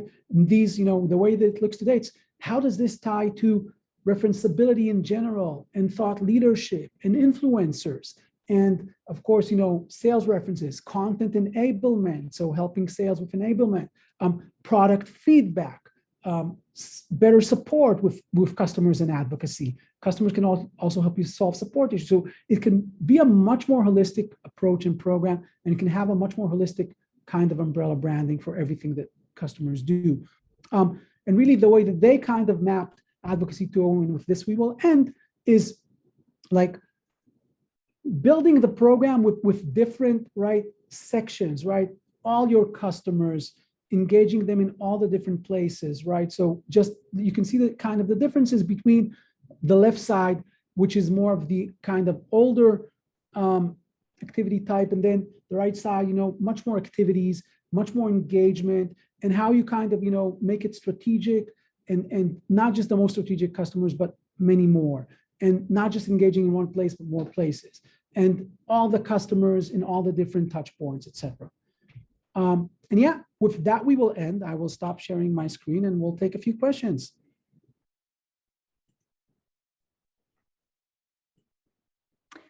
Awesome. Thanks very much, Gal. Perfect. So we have a couple of questions coming in that I'd love to run through. That was so informative, though. There's a huge amount of content there. So the first one, around the reviews section, what are your thoughts on incentivizing reviews? So it's pretty common today, and there's a great blog by HubSpot. I recommend looking it up in HubSpot blogs and about reviews, where they did a research and they checked 0 incentive for reviews, $10, $15, $20, $25, whatever. But at the end of the day, what we, you know, there's a common practice anywhere between $15 to $25 incentivizing for reviews.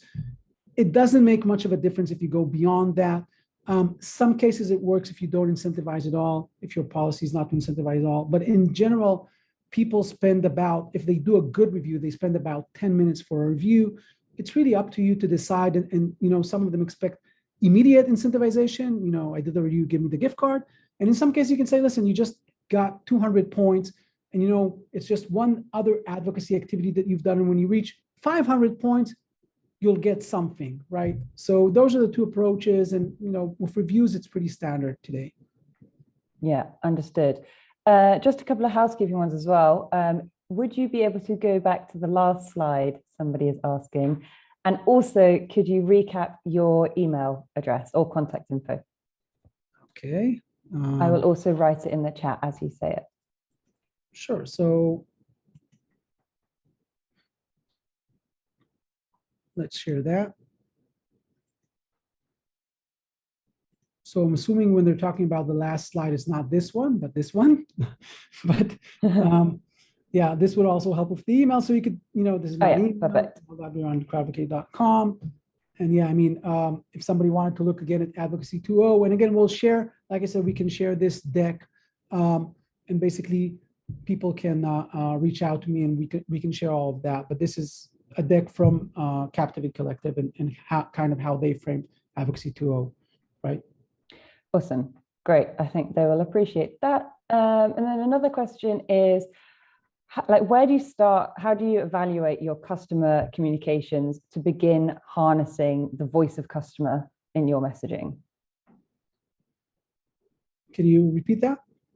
Yes, I think it's, how do you evaluate your customer comms to begin harnessing the voice of customer in your messaging? I guess, where do you look for to capture the voice of customer? Got it. Okay, yeah. So I mean, if the question is about how do you find people to become advocates and to capture the voice of customer, then there's many ways, starting from NPS surveys and other satisfaction surveys, through asking your CSM team, your CS team, and asking your salespeople to nominate them.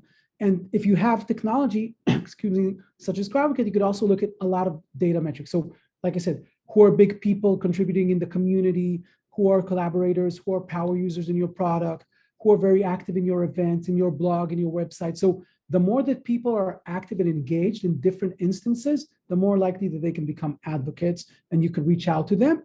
That's one thing. And then in sense of reaching out to them in customer comms, yeah, I mean, you could email them, you could do in-app messages to get them on board.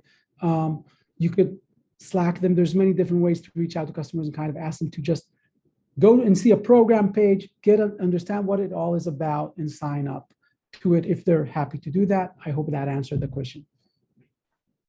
Absolutely. Okay, and someone is asking, about how they can help customers to increase their tech writing skills. Is there any vendor or a course you'd suggest to help customers increase their technical writing skills about a product? Yeah, so I think there are a few vendors that what they do is kind of, either teach people how to speak in front of an audience, right?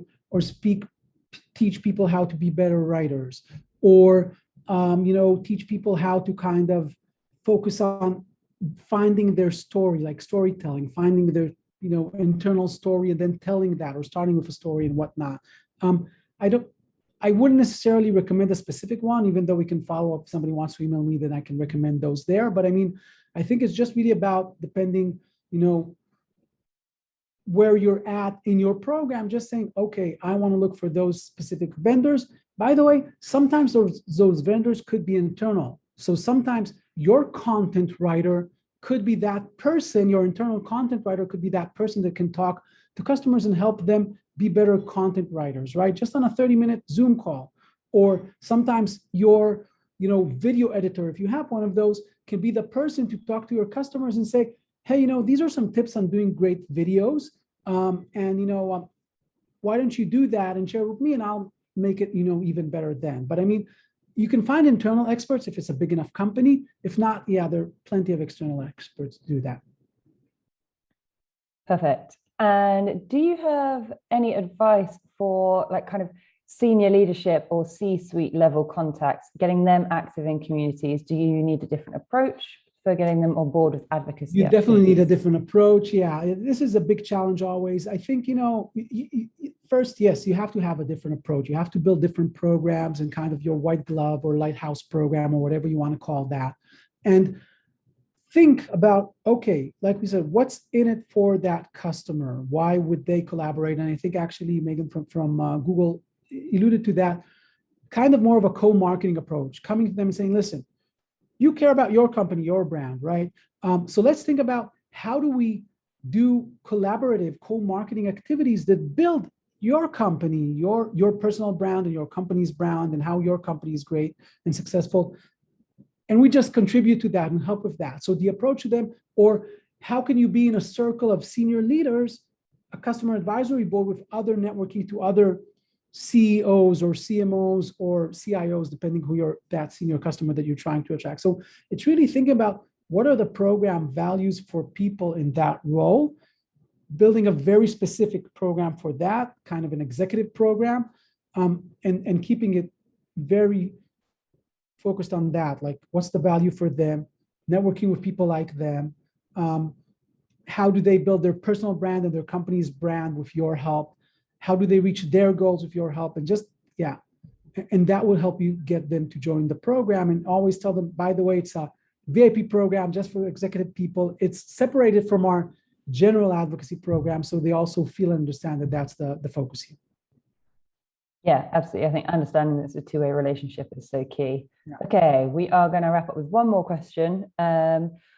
What are some of the key moments in the customer journey where you should be asking for a customer for a referral?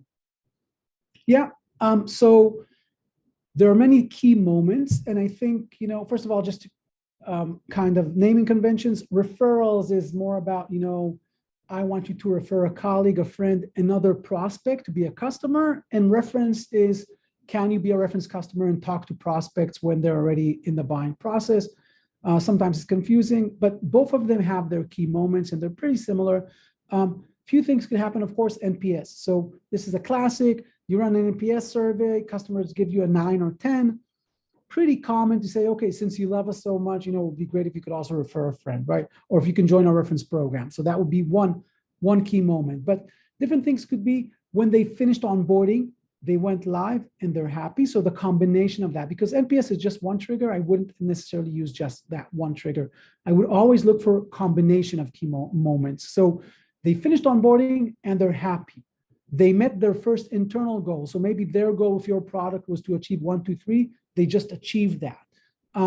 They've just, perhaps had, of course, a PR or anything like that together with you. Then, of course, that's, a next step on that. They spoke in your event. They participated in the event and they gave good feedback to that event.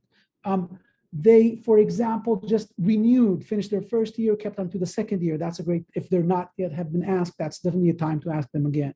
And many other things, but you want to find things that are significant, like to them, that they feel comfortable and happy with within their journey, that they're achieving their goals, that they're getting what they want from your product. And then kind of tap into those and make that ask. Yeah, that definitely makes sense. Okay, amazing. Well, thanks again for a fantastic session. Loads of insights shared. As I said, the Gal's email address has been shared a couple of times in the chat. So if you did miss anything or want to catch up about anything in particular, you can reach him there, or obviously, I guess, connect on LinkedIn. Is there anything else you'd like to add? No, thank you for the PMA for having this awesome event. A lot of great speakers. I hope everybody's enjoying it. And good luck. Reach out to us if you have any questions. I'm sure you will get questions after that. Thanks so much, Gal. And stay tuned, everybody, because we are jumping straight into the next session with Stephanie Menz from Toast. We'll be back in 1 minute.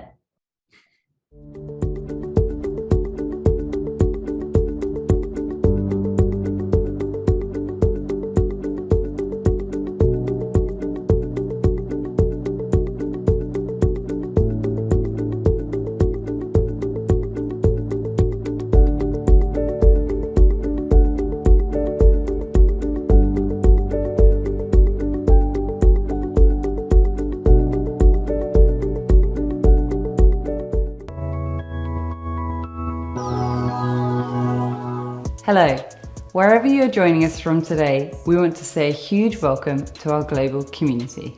We hope that you're enjoying the Customer Marketing Summit.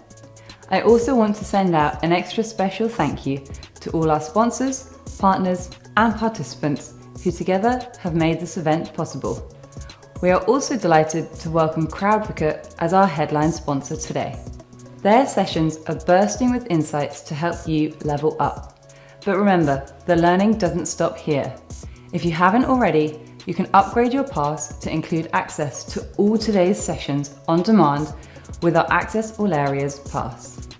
Or you can become a PMA Pro member and benefit from unlimited access to exclusive templates, frameworks, and our entire library of videos and slide decks from our events. And remember, have your questions at the ready. Simply post your question in the comments section and get awesome advice from an expert in the field. What's not to love about that? So now, on to the next talk.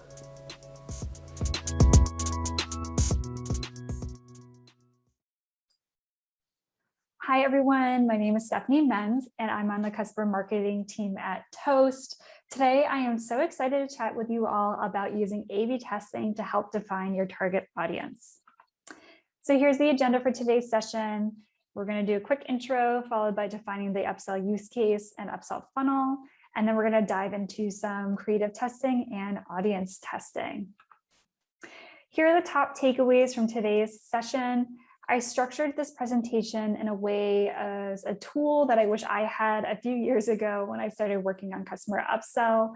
So I hope you find it helpful.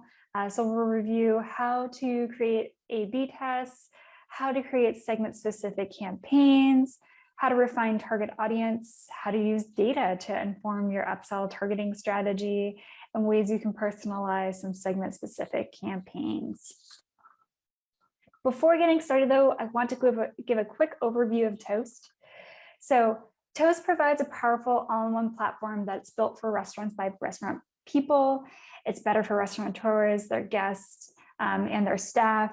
We help restaurants do everything from running their restaurant efficiently, managing a productive team, growing their business online, attracting and retaining guests, and more.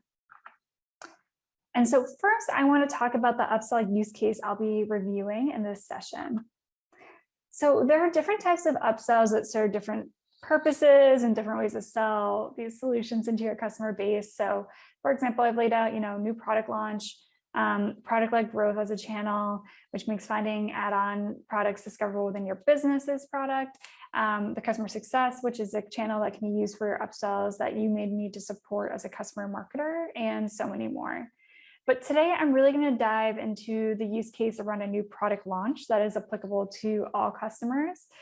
And discuss how I use A/B testing to help define that target audience. So this is really going to be focused around the process from getting to, okay, we're launching a new product, to how can we refine our target audience to increase funnel acceleration and ultimately conversion.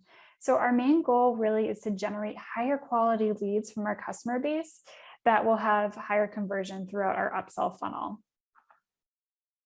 But to get started, we first need to define that upsell funnel. So here's an example of what your upsell funnel may look like. It may look different in your organization. It may look different between different add-on products you have.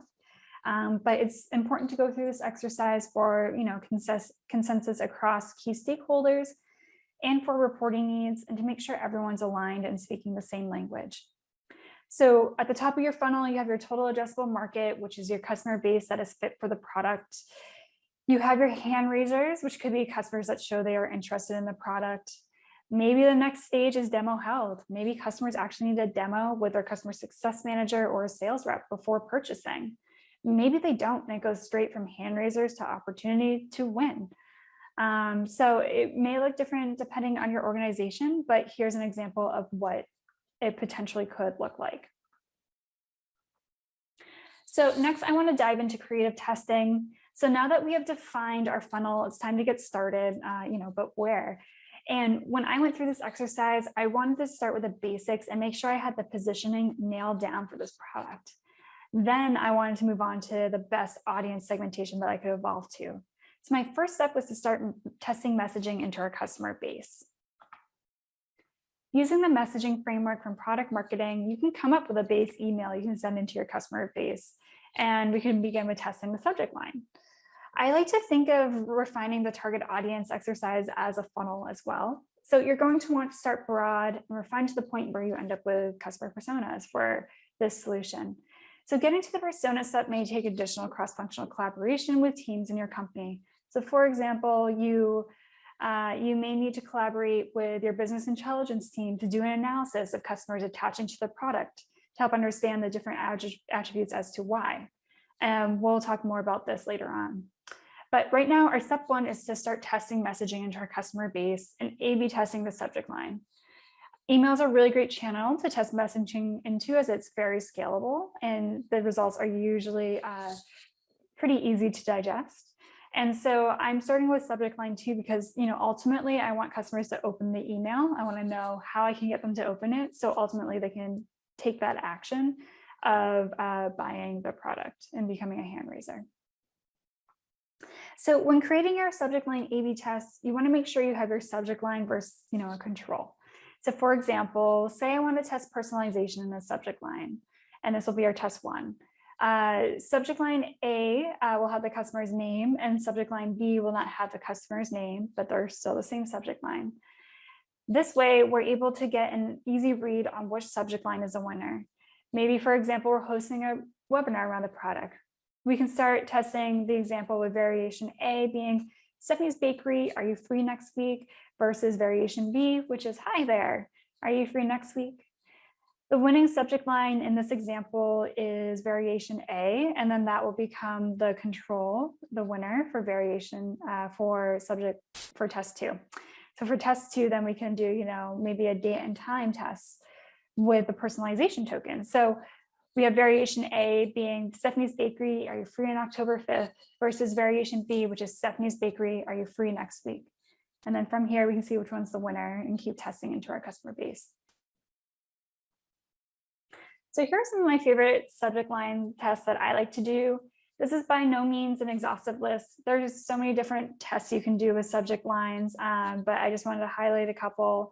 One is personalization tokens, adding the company name or the person's name in the subject line to see if that has an increase in open rates versus when it's not there. Thinking through value propositions and testing different value propositions within the subject line, making sure that the subject line is short, actionable. Testing into seasonality. So maybe your solution helps with some customer pain points around back to school or the holidays. You could test into messaging there versus a generic messaging to see if one influences open rates, and then also think through date and time as well. So after doing some testing and identifying which subject line drives customers to open their email, I think it's a good opportunity to start testing which call to action drives customers to take the behavior we want them to take. So that's becoming a hand raiser, ultimately purchasing the solution. So at this point in our testing journey, we're still targeting a very broad audience with broad messaging. We're at the top of that audience funnel. Our goal is we want the customer to open the email and take action. Maybe we start testing into other channels at this point if we'd like, such as an in-product message, and you can use the winning subject line from your previous subject line test as a headline for your in-product message. So let's think through some of the different CTA tests you can try. But before we review, I'd like you to just take 30 seconds and jot down a recent CTA you clicked. This could be in an email, in-product message, a paid ad, an SMS, maybe you received a direct mailer and went to the website there or called in, any type of channel.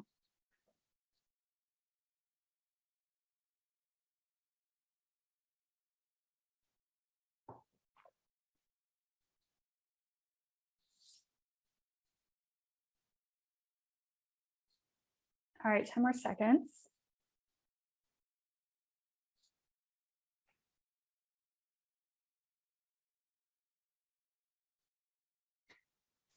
All right, so here are a couple of CTA tests that you may want to try within your organization. A couple of favorites of mine. One is personalized, so using terms like my, your. Some examples are like schedule my demo, chat with my customer success manager. Another is to create a sense of urgency from the call to action, such as apply now or like get started now. Special promotions is another CTA you can test into to see if that helps drive customer behavior. And then, outside of the copy of the CTA, you can also test into different creative treatments of the CTA within the emails. So maybe having the CTA in imagery or as a button. I think every company, is different, and everyone's audience has different needs with different messaging and positioning that resonates best with them. So identifying the best CTA is great because you can then test it across different channels that you use within your company.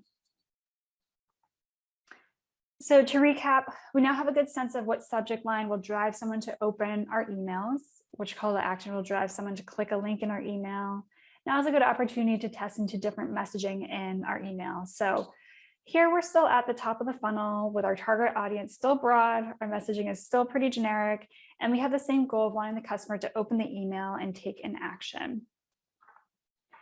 So here are some examples of different messaging you can test into. Again, a couple of my favorites. One being a bulleted list of product benefits. So just a simple list explaining the product, maybe verse it in paragraph format. You can do a bullet list of the acquisition process to set expectations with the customer. Maybe you do an overview video of the product experience that includes the product benefits, and maybe you A/B test that against the bulleted list of the product benefits. Maybe there's a seasonal example as well. So for example, the holidays are coming up, Toast has a gift card module. Maybe I do some sort of holiday play there to see if I can increase attach of that gift card module to our customer base.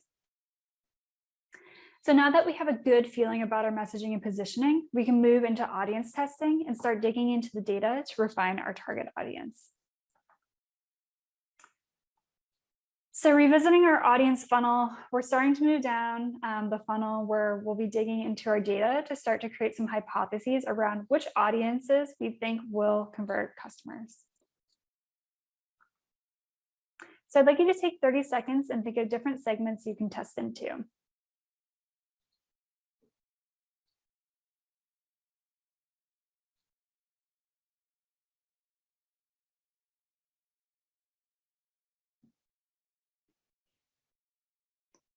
All right, 10 seconds left.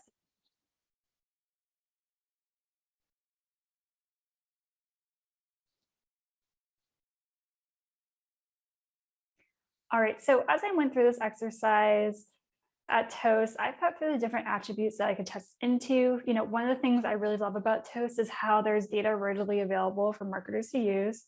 So to begin, I went through the current attached data set for our product to understand which segments we're converting and which regions. I was then able to collaborate with our business intelligence team, and they did an exercise that went deep into our customer data set to help me understand if additional products, time of year, and more influence customer attach for for this particular product. Together, we were able to come up with hypotheses around target audiences that we could test into. And I wanted to lay out some things to think about as you go into your audience testing. So first is to dig into the data that you have readily available to you. Are you able to see if there are segments converting at a higher rate than others? Maybe you're a B2B company and you sell across verticals. So maybe you can look into healthcare, IT, or whatnot. Are there different regions? How about time as a customer, time in business? Are customers attaching that have a positive or negative customer NPS? From looking at the data, you can then define your hypothesis. So for example, say you decide to focus on New York City, doing a regional test, and your hypothesis could be, if we send New York customers content related to a region, such as case studies, blogs, maybe something related to a big event happening in New York City that your product is a solution for, that our product will help, then we can expect a higher attach from this cohort versus the control group. And you can then test into sending New York related content to your NYC cohort, leaving a subset out as the control group. So as you go through this exercise, think of all the different tools in your toolbox you can use. Are there case studies that are relevant? How about a blog post? Is there any messaging related to the segment that you can test in the email? The list goes on and on. And so from the data analysis and from, looking at all these different attributes and segments, we were able to identify an opportunity to uncover a high intent segment for our testing needs. So the first was restaurant types. So if I actually go to Toast's website, you can see our different restaurant types here. So these were our segments, as well as different regions that we could test into. So if you're a B2B company, maybe your restaurant types look different, and that's the verticals such as healthcare or IT that you want to test into. So, okay, now that we've decided which customer segments we want to hone in on and test into, let's actually begin the testing process. What could that look like? So here's an example of an A/B testing schedule for a segment-specific campaign. We're trying to answer what's the best messaging, creative, and channel mix for the segment that will ultimately drive customers from this segment to convert. And so while we're testing, we want to hold out a randomized control group from this segment to measure the lift of the segment receiving marketing campaigns versus not, to understand conversion. So for example, maybe we have cohort A, which is the segment we're testing into, and they're getting segment-specific messaging. Maybe then we have cohort B, which is the segment we're testing into that will receive general messaging. And then maybe we have cohort C, which is just a randomized group of customers that we're also going to test into with the generic messaging. And then we want to measure what attach looks like across all those cohorts to understand if our hypothesis of, if we send this segment-specific content, then we will see a higher conversion rate. So in this example laid out, let's say this is our quarterly testing schedule. And for month one, we want to test into messaging, positioning, and creative via email. After we have our messaging and positioning nailed down, we then can start testing maybe into different channels. So in month two, maybe we test into an in-product message channel. Maybe we're hosting a webinar around the new solution. Month three, maybe we want to start testing into a sales motion, but with the customer success team, and we're going to partner with them and enable them to help with this different sales motion. So for email messaging, we have some different A/B tests laid out here that we want to try and test into, and then move on to our different channel tests once we know which messaging and positioning really resonates with this customer base. So now if we go back to our audience test funnel, you can see that our audience test is refined, our messaging is refined, and we're continuing to move forward with our hypotheses of testing into these segments. And maybe we'll start expanding channels and doing these segmentation tests within these channels, right? As an example that I gave on the previous slide.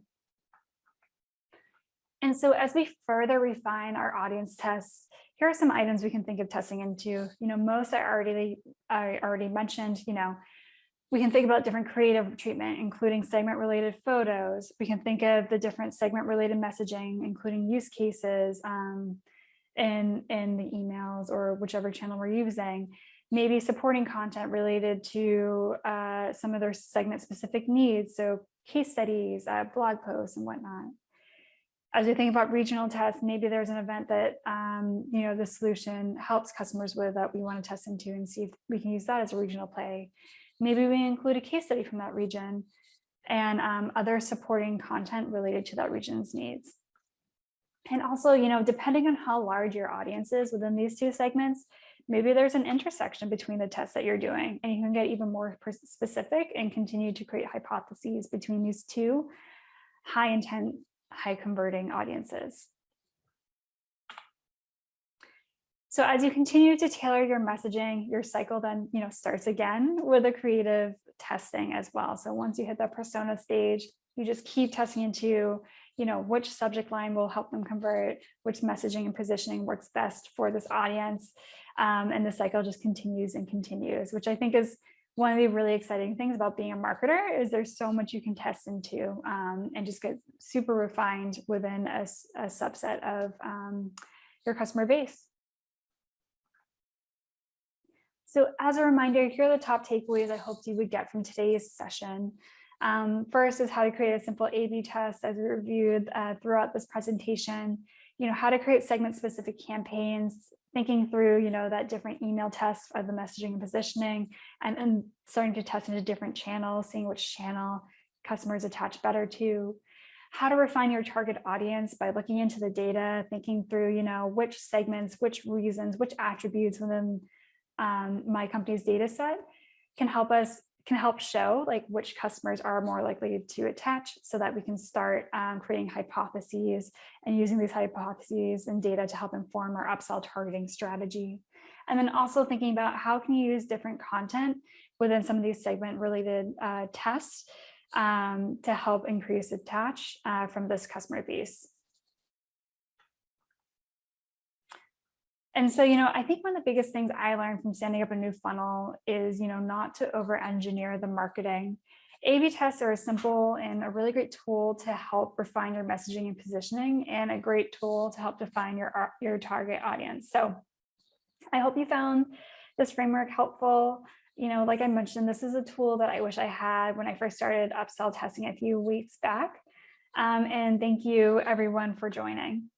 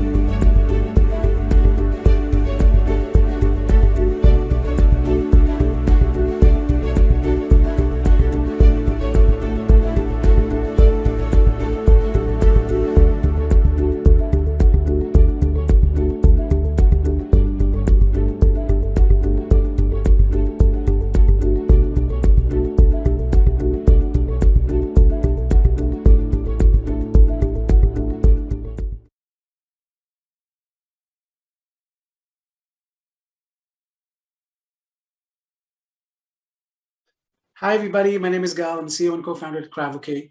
So excited to have you here on the Customer Marketing Summit this year. It's great. So many people are meeting together, sharing best practices, knowledge, and networking. I recommend that you find at least one thing that you can implement even in Q4 this year in your company, which would be great. I also invite you to join our customer marketing Slack group together with HubSpot. Just reach out to us and we'll add you in. And to come to my session later today is going to talk about 7 things I've learned from some of the greatest customer marketers out there. Enjoy.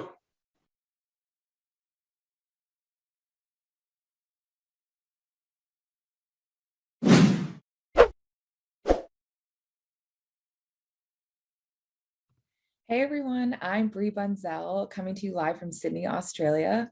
Over the course of my career, I've had experience in PMM, brand marketing, field marketing, and now focused on all things customer marketing.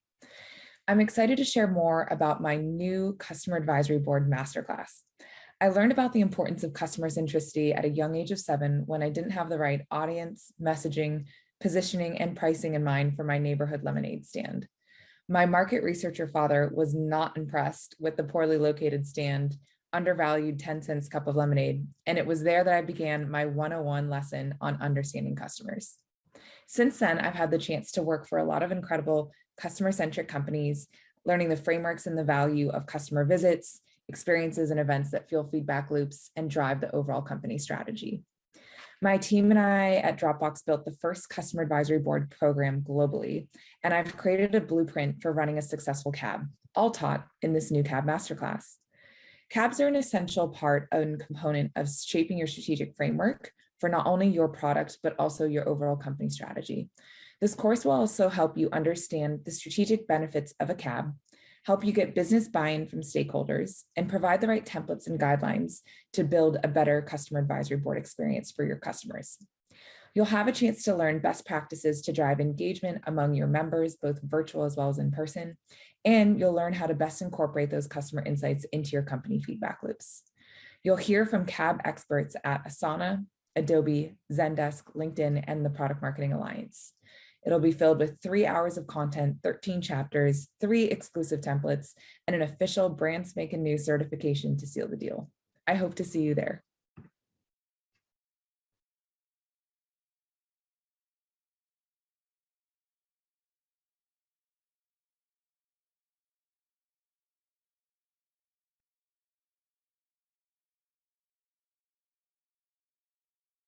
These days, authentic customer reviews, referrals, and references are what buyers trust and value most when making purchasing decisions. That's where Influitive comes in.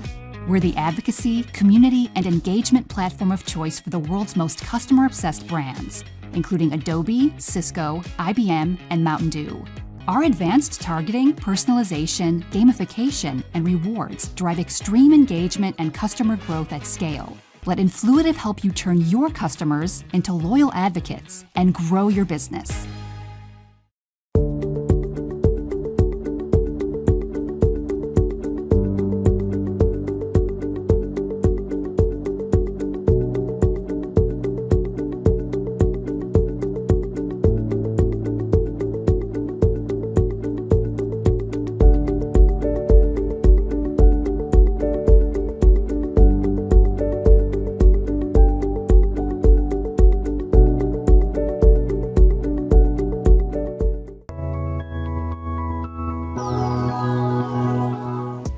Whether you're joining a Product Marketing Alliance event for the first time, or if you're a seasoned regular, welcome to the second edition of the Customer Marketing Summit. Before we dive into the day's content, we just want to say a huge thank you to our sponsors, partners, speakers, and you, our lovely audience. From wherever you are watching in the world, we're sure you'll enjoy the sessions from our incredible lineup. With expert presentations, specialist talks, and deep dive panel sessions on the agenda, you are in for a real treat today. To get the most out of these sessions, please ensure you are sharing your feedback and asking all your questions in the comments section, and our speakers will be answering them throughout the day. After the event, a great place to continue the conversation is in the customer marketing channel in the PMA Slack community. If you aren't already a member, hop on over and come and join the discussion. And if that's still not enough, Then why not become a PMA Pro member and benefit from unlimited access to exclusive templates, frameworks, and our entire library of videos and slide decks from all our events. So with all that to come, let's dive right into the next session.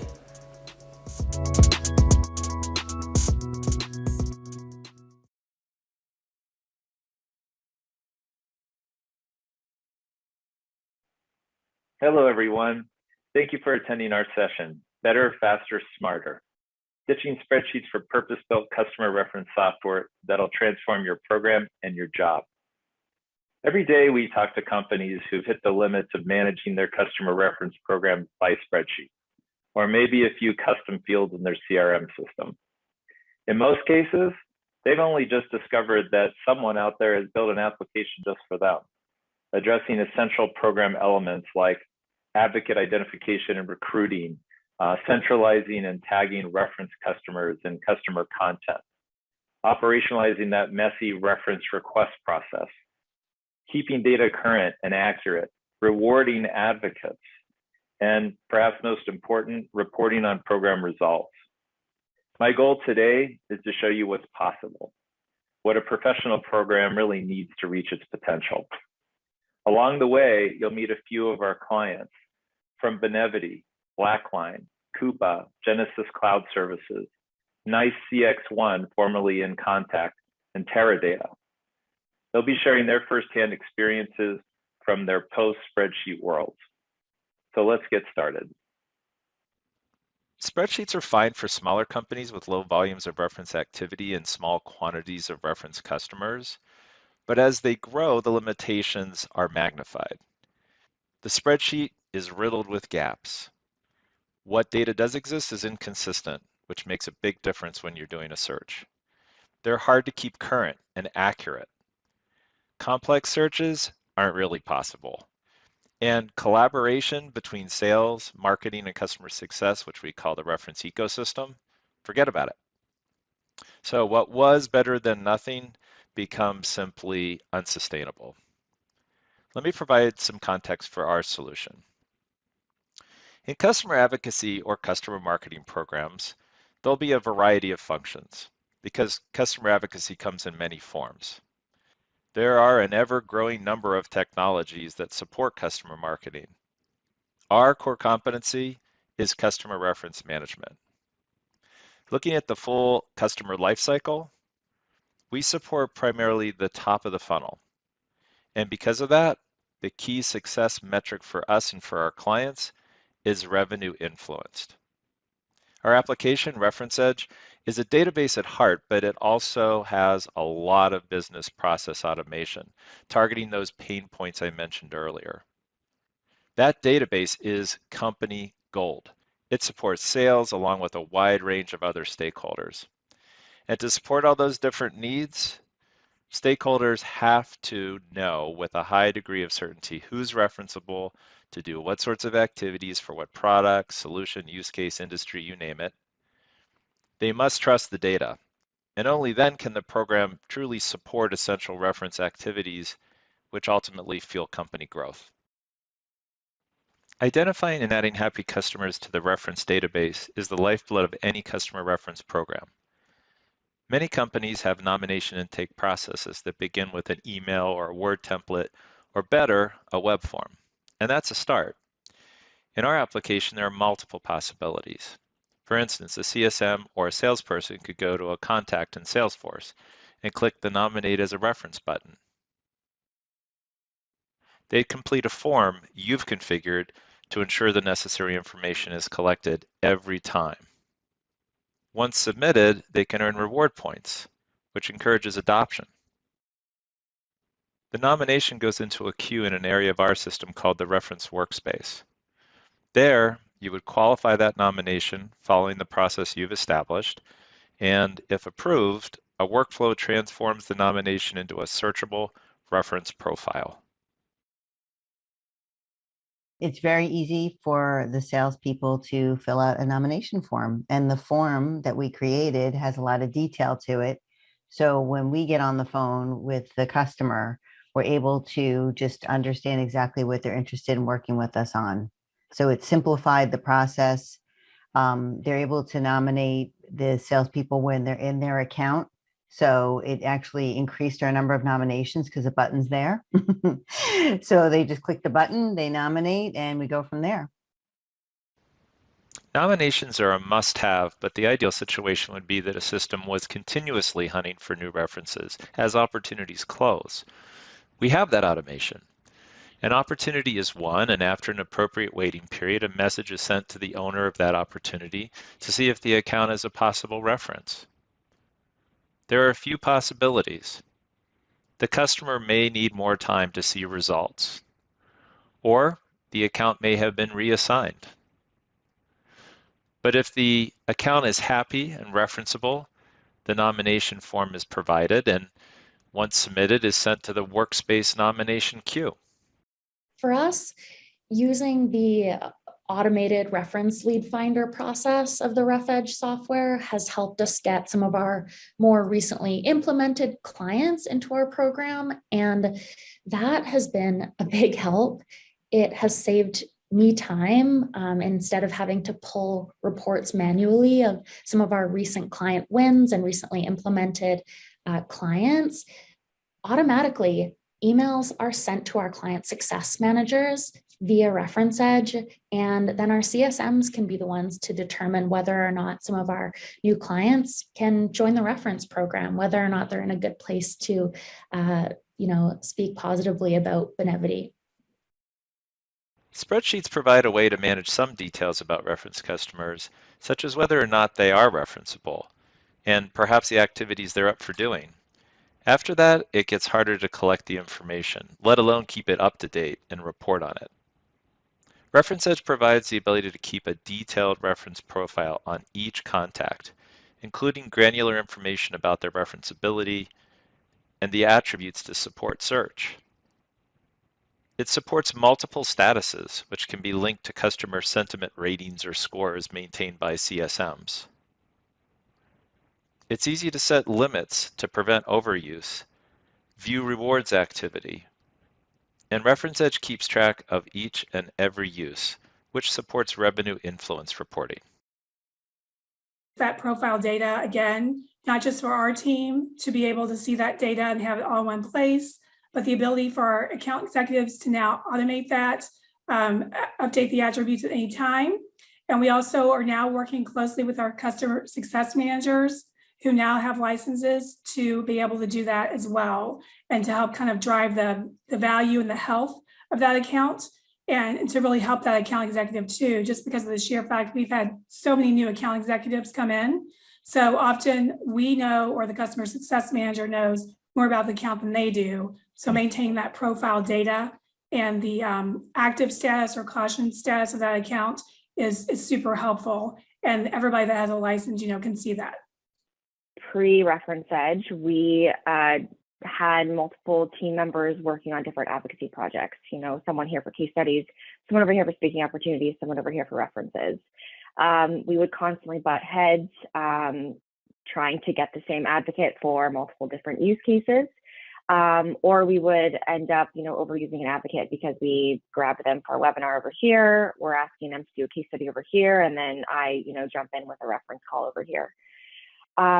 So having that visibility, understanding where a client is within their, advocacy life for us, that has been a big benefit for us.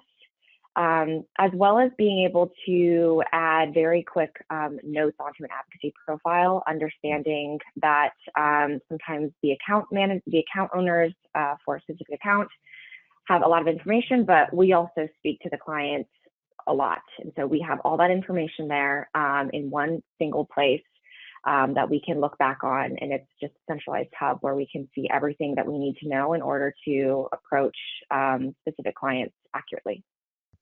It all goes back to relevance. You don't want to send a customer a request when they can't speak about the product or solution. Also we can put notes in there if they're having a current issue or they're on hold. Let's say they're going through a migration. Well, we want to be respectful of that migration, the time they're taking to do that. So often we'll hold off on requests to them. So that's a very important functionality to have as well. So again, being able to capture all that detailed data into that one nomination form when they're nominated. And then also when that primary peer that we have changes, that advocate contact changes, we can quickly have the AE, renominate a person without spending a lot of time to do that. Of course, reference profiles aren't useful if they aren't searchable. For salespeople, relevant references are suggested right on their opportunities. The majority of filters are already applied when the search page appears. Reference searches aren't usually simple when the goal is a highly relevant match. Imagine doing this type of search in a spreadsheet. The reference search page supports filters and keywords and provides access to useful insights. All this makes it possible to find the most relevant reference customers quickly. We have a lot of specific detail of what we need because our software is very complex and what people can add to it. So we're able to have those little granular detailed elements that would help people to match up. In our reference search, we even break out all the different lists, and sometimes in certain places like competitive displacement, the list is long and people are able to check it off and it searches it. Plus, the reference notes are searchable too. So we take any nugget of information and we apply it. And maybe it doesn't fit some of the search functions, but it fits into understanding the account better. So they have agents in our world in China, but there's only like 10 of them. Well, that isn't a checkoff function in the search feature, but that's something we add to the notes. And then if someone searches agents in China, just in the search function, it picks up in the notes and they're able to find the account. In a spreadsheet reference environment, there's the hunt, getting the permission, and then arranging the activity itself, like a reference call. You see this process happening in email, Slack, and Chatterblast. It's super inefficient and disruptive to every recipient, whether they can help or not. Well, Reference Edge brings order to chaos. After identifying which accounts are needed, a standardized request form is completed and routed to either a coworker who owns the relationship or a program manager. In this example, the requests are sent to the CRMs, who have their finger on the pulse of the account. Based on the specific criteria, the CRM secures the most suitable contact. Their approval is sent back to the requester with all the necessary details. We even have a feature to help find time on two parties' calendars instead of the usual calendar gymnastics. We love the peer-to-peer request functionality where our sales team members can go into Ref Search on their own. They can filter clients in our reference program based on a number of different attributes, such as things like company size, industry, secondary industry, client mood, and then they can make the appropriate client selections on their own, which then route those notifications to the appropriate client success manager for actioning. And so it takes me as a reference manager completely out of the process. And that again allows me to do sort of some of the other nitty gritty tasks as it relates to references and some of the other parts of my job. So much easier. It's people just, first of all, self-service, and we have trained them to be self-sufficient, which they love. And they get the answers they want without us having to chase them. The turnaround time's a lot quicker. And even when we manage the request, it's just easier because we have the workspace to manage it.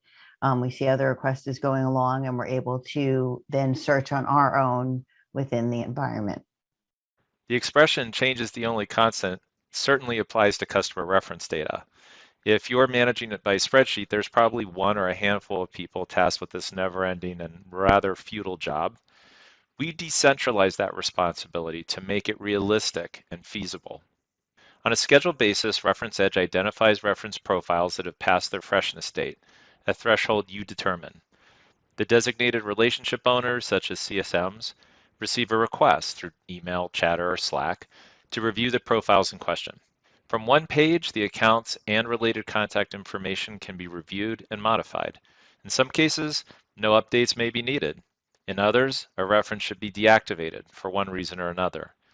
Sometimes, there's a new advocate that should be brought to the program's attention, and so the nomination form is provided. With this feature, you set it and forget it. Expressing gratitude to customers who help with advocate activities is part of most program practices today. but knowing when to issue rewards for completed activities, then tracking reward redemptions is manual, time-consuming, and error-prone using spreadsheets. Reference Edge provides all you need to set up a reward points program. You decide on the activities and default point values. Rewards for both customers and Reference Edge users are supported. When a reference activity is completed, reward points are automatically issued to a reference contact. Points may be pooled and redeemed at the account level.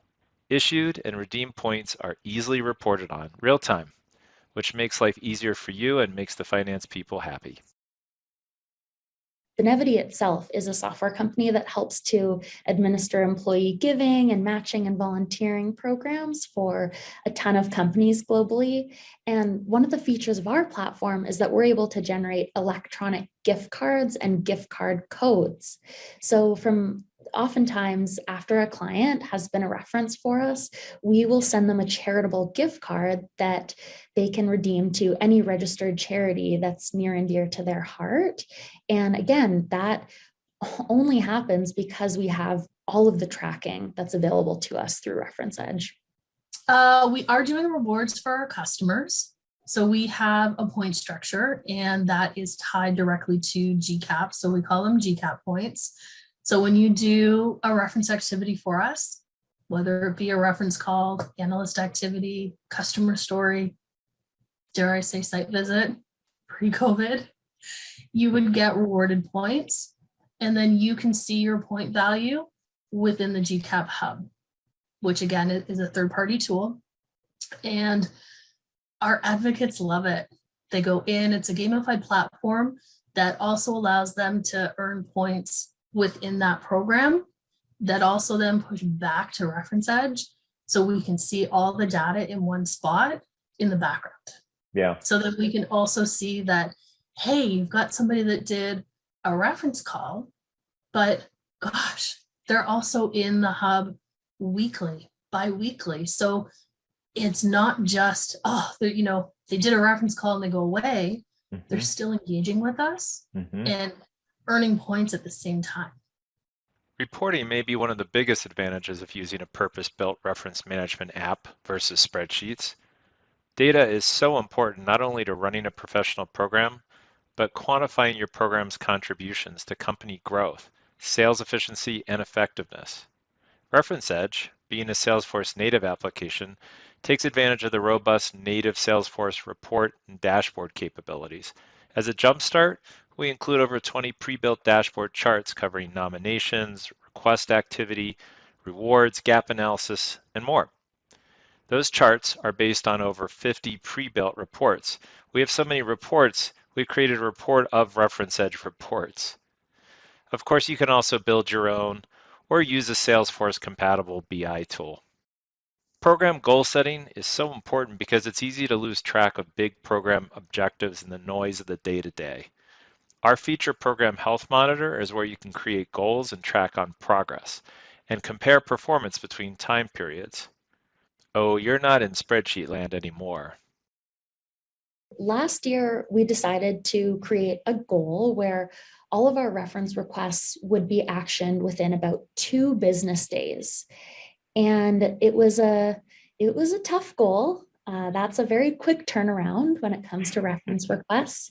And it was so easy though to track because that time to close was very reportable in Reference Edge with just a simple stock report that's available to us. Within Reference Edge, you can create custom dashboards for your reference program, and of course, custom reports, which makes it easy to then nitpick how you can make your program stronger in certain areas. You can see what's going well. You can tell a bit of a story to upper management about the program as well with the help of reporting. And so it's just been a saving grace, really, from back before using Reference Edge, where there were very, very limited pieces of information that we could get about our reference program, never mind setting a goal about it or multiple goals throughout the year. Our program is based on rewards and that integration with our website.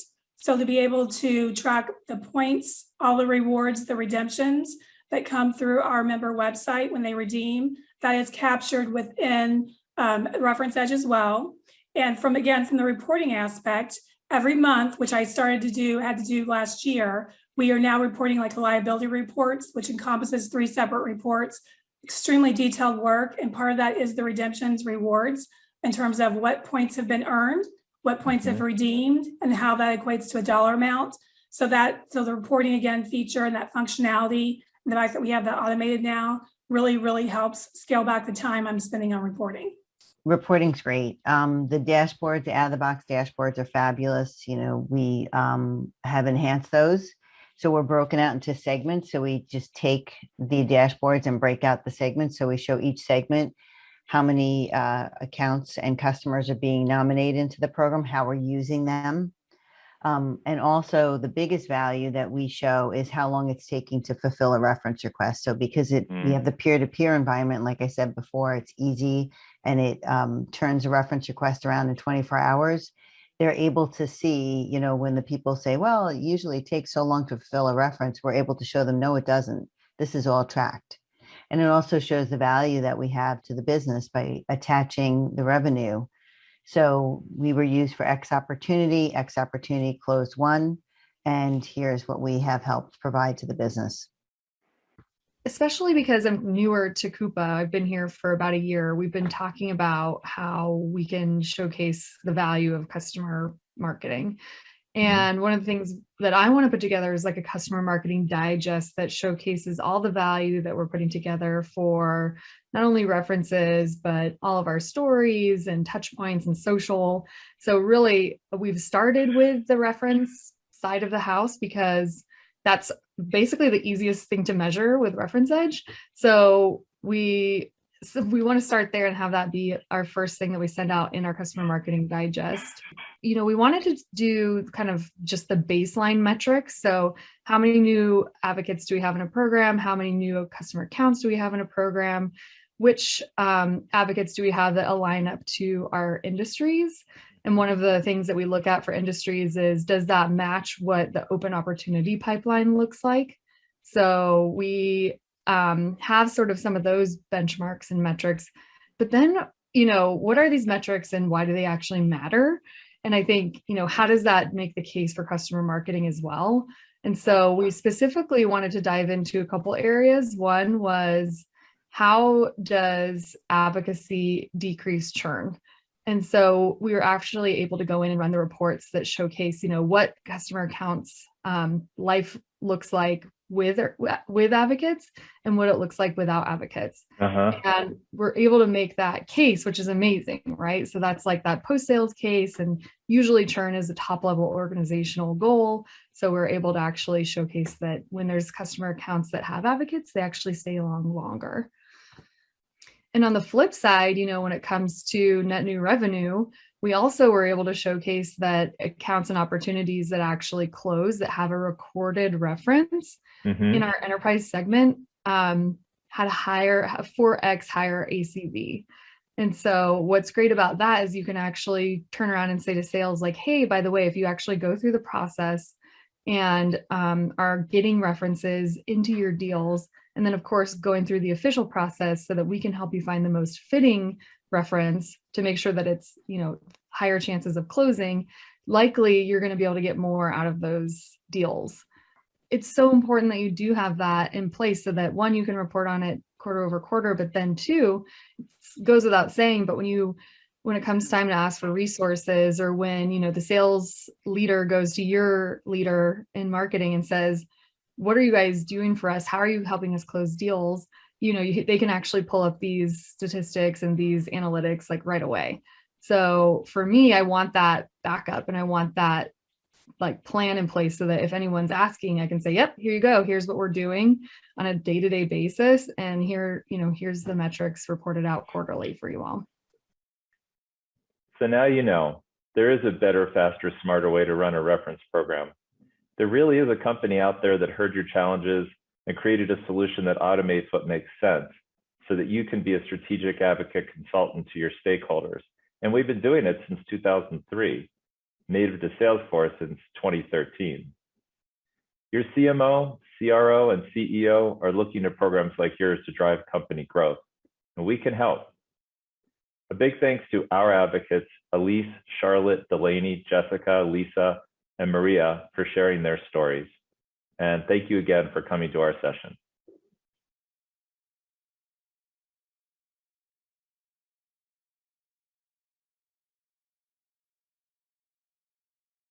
Yep.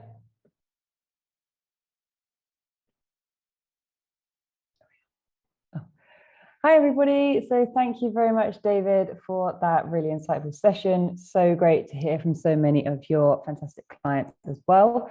So just trawling through the chat, would love to start off. There was a bit of a discussion going on from some longer term users of RefEdge. And I guess, what are some best practices that you have seen emerging and some great use cases that you've seen emerging of the tool?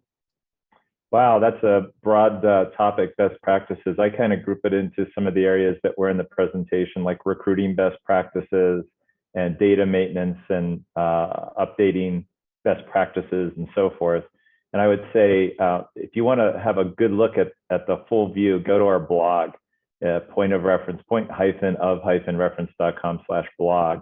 And I've made a real point of putting everything we learn in our client relationships out there for everybody to benefit from. Awesome, super helpful. I will put a link to that in the chat as well so that everybody can find that resource for themselves. And yeah, if anyone does have any other questions for David, feel free to pop them in the chat now. There was a question, so thinking about adopting the use of ReferenceEdge, in terms of kind of onboarding your team, how long does it normally take to get people up to speed with using this program?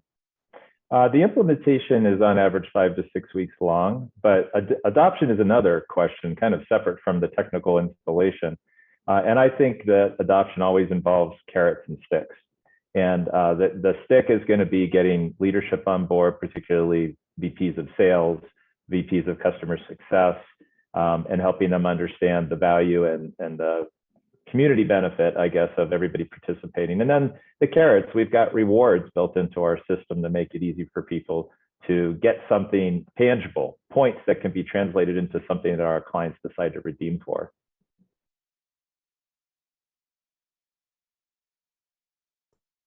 I'm on mute. Yeah, absolutely. What are some best practices for driving sales to adopt RefEdge and nominate customers? Oh, yeah. Well, one of the things that we do is we have a Slack bot, because a lot of people live in Slack all day long and they are not in Salesforce all day long. So part of it is like put sidewalks where people walk, as we like to say. That's number one. Number two, if you're doing rewards for customers, the only way they're going to get rewards is if the system knows about it and the program managers can report on it. So got to get it in there. Number three, we have a nice explainer video. It's on our homepage for salespeople in particular. Like, this doesn't make any sense to not do it this way because it's more efficient. You're going to get answers and better matches, and you're going to get references to those who are requesting them, faster. And that's the end goal.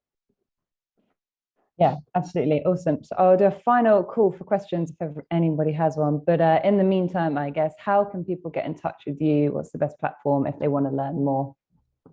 Yeah, definitely go to our page, our website, point-of-reference.com, and there's a request a demo, or you can just send us a message if you just want to get an information call set up. We're happy to have those. And we're all about understanding our clients' environments or companies' environments before their clients to make sure that we're a good fit. So don't feel like you're inconveniencing us just to have a conversation. Absolutely. It's all about community. Love to hear that. Yeah. Cool. So I think we have covered most of the questions. So thank you very much for joining us, David, and for sharing your thoughts and bringing all your customers on board to share their thoughts too, being part of the Customer Marketing Summit.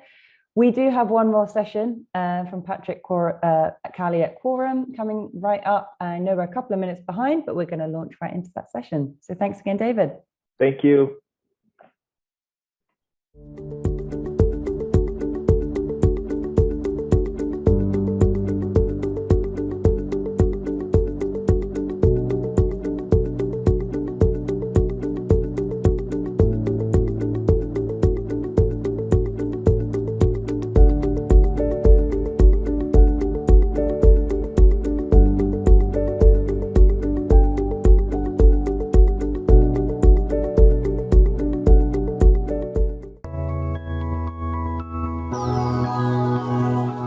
Hello. Wherever you're joining us from today, we want to say a huge welcome to our global community. We hope that you're enjoying the Customer Marketing Summit. I also want to send out an extra special thank you to all our sponsors, partners, and participants who together have made this event possible. We are also delighted to welcome Cravocate as our headline sponsor today. Their sessions are bursting with insights to help you level up. But remember, the learning doesn't stop here. If you haven't already, you can upgrade your pass to include access to all today's sessions on demand with our Access All Areas pass. Or you can become a PMA Pro member and benefit from unlimited access to exclusive templates, frameworks, and our entire library of videos and slide decks from our events. And remember, have your questions at the ready. Simply post your question in the comments section and get awesome advice from an expert in the field. What's not to love about that? So now, on to the next talk.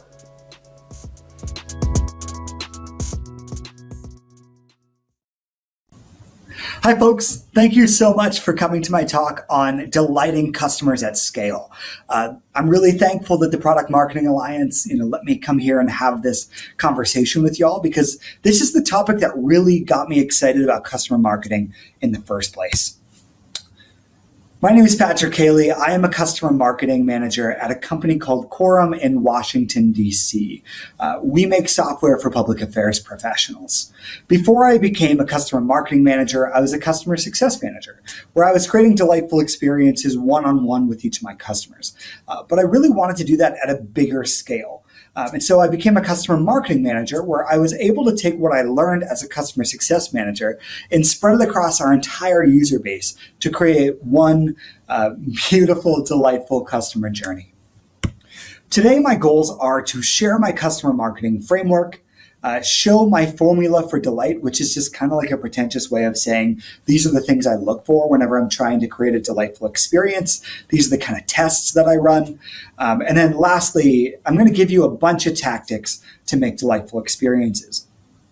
So I hope that you come out of this with a few things that you want to bring up at your next team meeting, or things that you want to implement for your user base as well.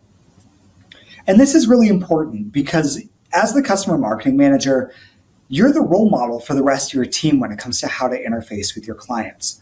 If you're creating a delightful experience for your whole customer base, one, that gives everybody else on your team the agency to create delightful experiences, whether they're on the support team, the success team, or the accounting team, ways to really go out of their way to delight your users. And two is that sets the expectation for everybody else in your team that actually delighting your users is the baseline expectation. So this is my customer marketing framework. One is advocacy. Advocacy to me is, how do I turn my users into loyal brand advocates through referrals, references, participating in customer stories for social proof. Two is content, which is what is all the stuff that I'm pushing to my users. Three is sentiment. How am I gathering feedback from my users, to inform our product decisions and our marketing decisions? Four is engagement. How am I creating relationships with all of our users? And five is expansion. How am I getting them to want more of what we have to offer? So what do I mean by delight? When I think of delight, I think of this particular GIF from the show, The Office. It's that, turn to the camera moment. To me, delight means conscious joy or satisfaction. So not only are you creating a delightful experience for your users, but they're aware of it and that they know that you are the one that caused the joy and caused their happiness, and so that they're going to have better allegiances with your brand, and they're going to want to stay with you more often. So this is my delight score. It is quality plus specificity plus ease minus expectation is how you get this delight score. Now, to illustrate this, I'm going to use a quick example of a birthday gift that you're going to give your partner. So first is quality. Whatever you get them, you want it to be good, right? It's pretty obvious. This is oftentimes where we stop, which is saying like, oh, hey, this is a good thing. I created a good thing. Why aren't you happy with this good thing I made? But let's look at the other ones as well. 2 is specificity. So if I were to get the top of the line iPod or a tablet iPad, and I gave that to, my great grandmother who doesn't know how to use a computer, she's not going to be very delighted by that gift. Now I could say, hey, this is the top of the line iPad. Why don't you like this? They're still not going to be, delighted by it. Number 3 is ease. Am I making it easy to participate? Am I making it easy for them, to receive this gift? So for example, I'm not going to get my partner a 15-foot blow-up dinosaur. Well, I think that might be really delightful. They have no place to put a 15-foot blow-up dinosaur. That'd really be a burden for them. And then lastly is expectations. What are they used to getting for their birthday? I should probably try to meet those or exceed those expectations. So hopefully if you've integrated quality, specificity, ease, managed expectations, you would give them a really delightful birthday present. So the first thing I want to talk about is quality. And I'm going to share a bunch of the tactics that I've used to create really quality products for my users and my customer base. I think about this quote a lot from Anne Hanley, which is when we create something, we think, will our customers thank us for this? Oftentimes as marketers, we're really excited about engagement and getting eyes on the screen, but eyes aren't enough. We want them to really get something out of our content. So what is the second order of it? We're not giving them a case study. We're not giving them a how-to video. We're giving them a new solution or something. It's the quote of, we're not giving them a drill, we're giving them a hole. So think to yourself, is there demand for what you're offering? So here are a few different things that I use to make sure that there's demand for the thing that I'm creating and to make sure that they would thank us for it and make sure that whatever I'm giving them, whether it's a referral program, whether if it's a new piece of content, that it's really high quality. First is I gather ideas from my users. Using my communities and things like that, I've gathered ideas for content from my users to make sure that it's something that they really want. So chances are that they know what they want, better than I do. So if they offer something, oftentimes I'll create it or work with them to, shape the content so it really fits our audience. 2 is whenever we get feedback, make sure that we're following up with it to show, this is what we did in the product with it, or this is what I do as a customer marketing manager with your feedback. It doesn't always have to be the finished result either. You can say, hey, I mentioned your comment, during this meeting today, and it seemed to really go far with the product team. So even if we're not, able to show them the results in the product right away, be sure to follow up with the things that you've done with their feedback as well. You can also offer rewards for their feedback additionally to really show that getting feedback really means something to you. So you can offer rewards such as, company swag, opportunities for engaging with, your executives as well, or, money goes a long way too. But what you're offering doesn't always have to be tied to money. Let me show you an example of one of our most successful swag items. Meet my dog, Gretel. No, she is not the swag item. The bandana that she's wearing is the swag item, which says Vice President of Puppy Affairs. Now, this bandana cost us about $2 to make a piece, and it's one of our most requested swag items because, it really matches their identity.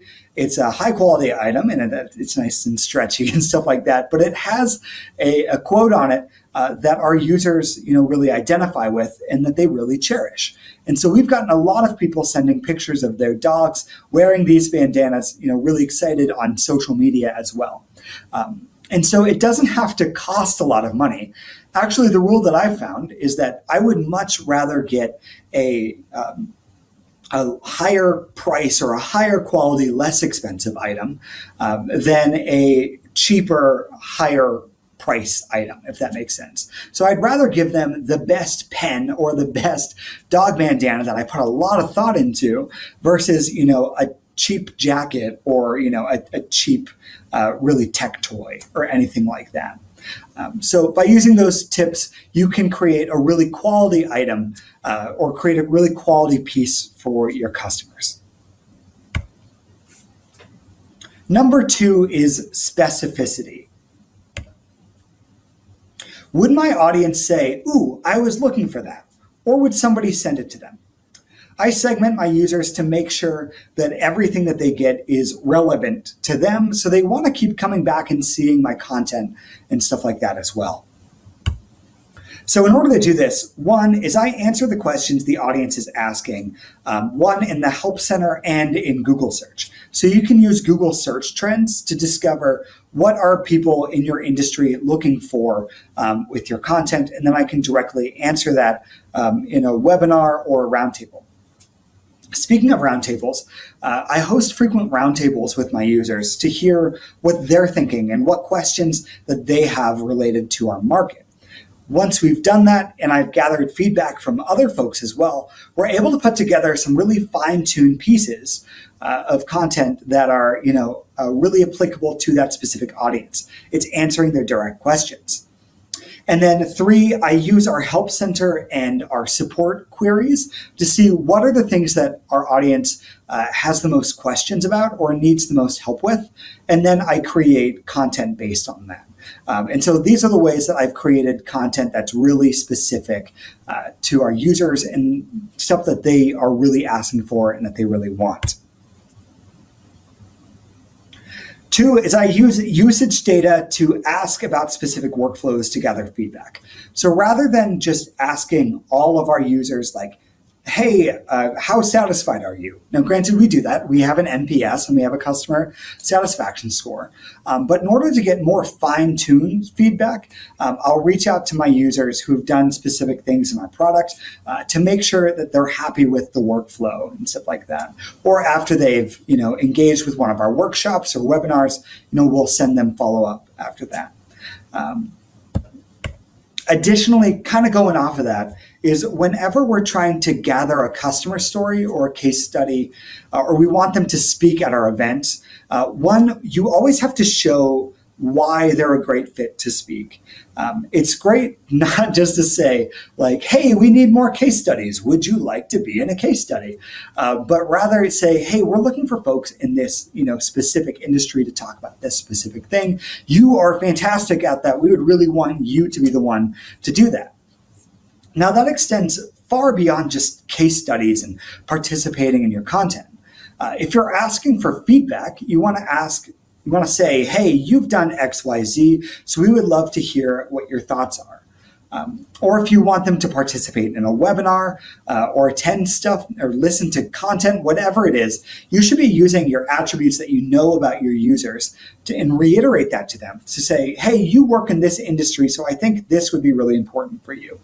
These are things, using mail merge techniques and placeholders and stuff like that, that you can create these really personalized messages for all of your users and send just one big email for them to make them feel like you're sending it just to them. And then lastly, use identity. Identity is a tool for you. Let me show you an example. We have a user group and Quorum called the Quorum Wonks. Now, if you've never heard the term wonk before, you're not alone. I wasn't super familiar with this word either before I came to Quorum. So wonk means it's kind of like a nerd. It's like a policy nerd. Like I said, we work in like the public affairs industry. And so public policy is a big part of that. And so our users kept referring to themselves as wonks or policy wonks or political wonks and stuff like that. And so we looked at the market research and found actually a lot of folks identify with this term called a wonk. And so we named our user group after wonks, and we saw a massive flood of users want to join our user group because, one, this showed, hey, I can now call myself a wonk because I'm part of the user group called the wonks. And two, oh no, I already know I'm a wonk. I'm going to join the quorum wonks there. So think about, what are your users calling themselves? What are the identities that they identify with? And try to shape your brand around that, or shape whatever initiatives you have around that identity. The next thing I want to talk to you about is ease. Are you making it easy for folks to participate in whatever campaign or program that you're running? Additionally, are you being inclusive of folks who have different abilities or people who are willing to do different things? For example, someone who has a hard time seeing or hard time hearing won't be able to get as much out of your case studies or webinars as someone who has, perfect sight or perfect hearing. Additionally, folks may not, be willing to sit down with, a product manager because, well, they're shy or they don't really like talking to people. And so make sure that you are offering numerous ways for folks to participate in your campaigns to make sure that you're attracting everyone. So here are a few different ways that I do that. One is I manage the number of logins.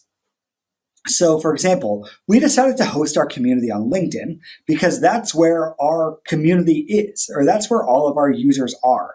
And so they were able to grow their network using our LinkedIn community, which, one, that they loved, and two, they told us they didn't want to have to log into a new platform.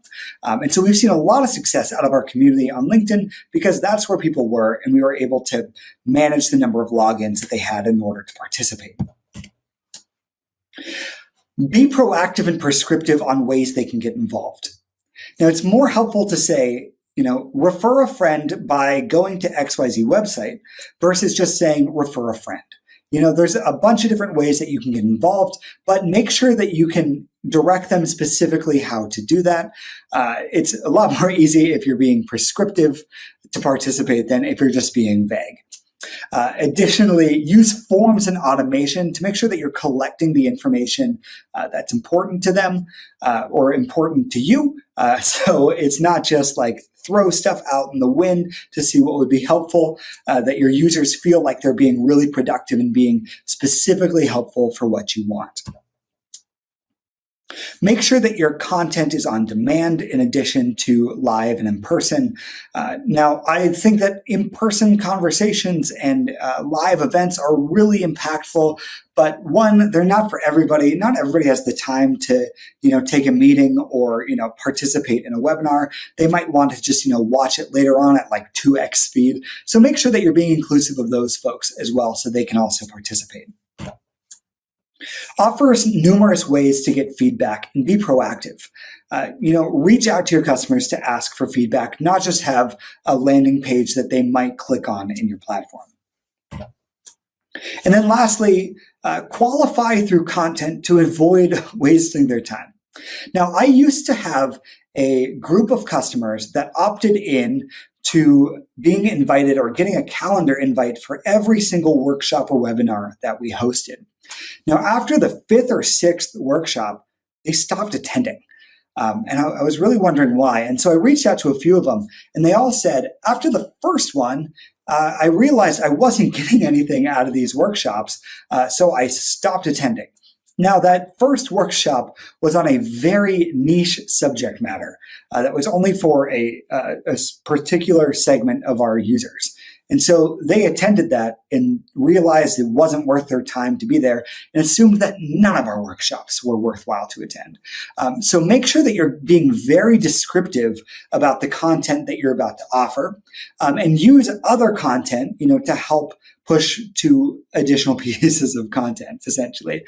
So if you're going to create, a workshop or how-to webinar, oftentimes it's really helpful to use case studies that you already have and then see the audience that, went to that case study or was clicked on that case study and then send them to this workshop so it'll be really beneficial for them.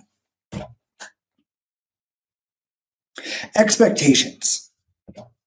Expectations, pretty obvious. What are our customers used to? And then what can I do to really stand out from other programs? So first, it's great to gather feedback from individual contributors on your team. What are the things that they did that really delighted folks, and how then can you use that? And what really surprised their users or their customers, and then you try to do that at scale. Additionally, constantly look for inspiration from your peers. Chances are that you've gotten emails from other customer marketing managers or product marketing managers, and look to see what they're doing that really stood out to you. Or look at what they put together and say, okay, what's the one thing that I can do to take their email and step it up a bit? And then use that for your audience as well. Target moments in the customer journey that traditionally suck. Or are just not super delightful. This is a great opportunity for you to create space from your competitors. So they say, oh, hey, that's usually a really, bad part of this journey. And they made it really nice. Additionally, you can use boring times to your advantage. So everybody gets gifts around the holidays, around their birthday, right? And so you have really high expectations around the holidays of your birthday. But not everybody gets a great gift on just a random Tuesday. And so try to understand what are those really boring times in the customer journey that might be good for you to inject some delight.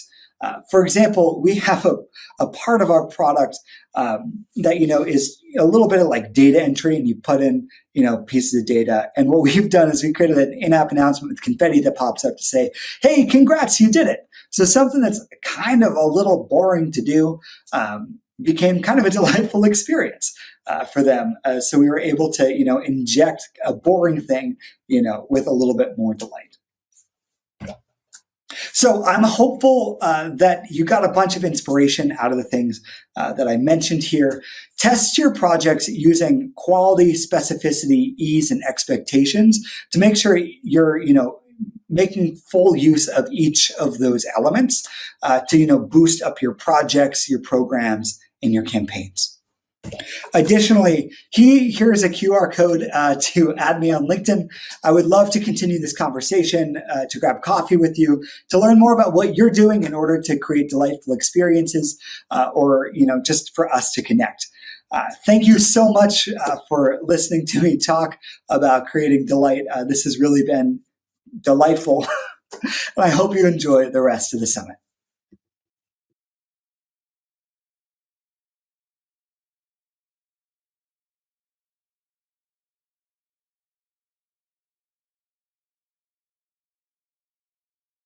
Hi, everybody. My name is Gal. I'm CEO and co-founder at Cravocate. So excited to have you here on the Customer Marketing Summit this year. It's great. So many people are meeting together, sharing best practices, knowledge, and networking. I recommend that you find at least one thing that you can implement even in Q4 this year in your company, which would be great. I also invite you to join our customer marketing Slack group together with HubSpot. Just reach out to us and we'll add you in. And to come to my session later today is going to talk about 7 things I've learned from some of the greatest customer marketers out there. Enjoy.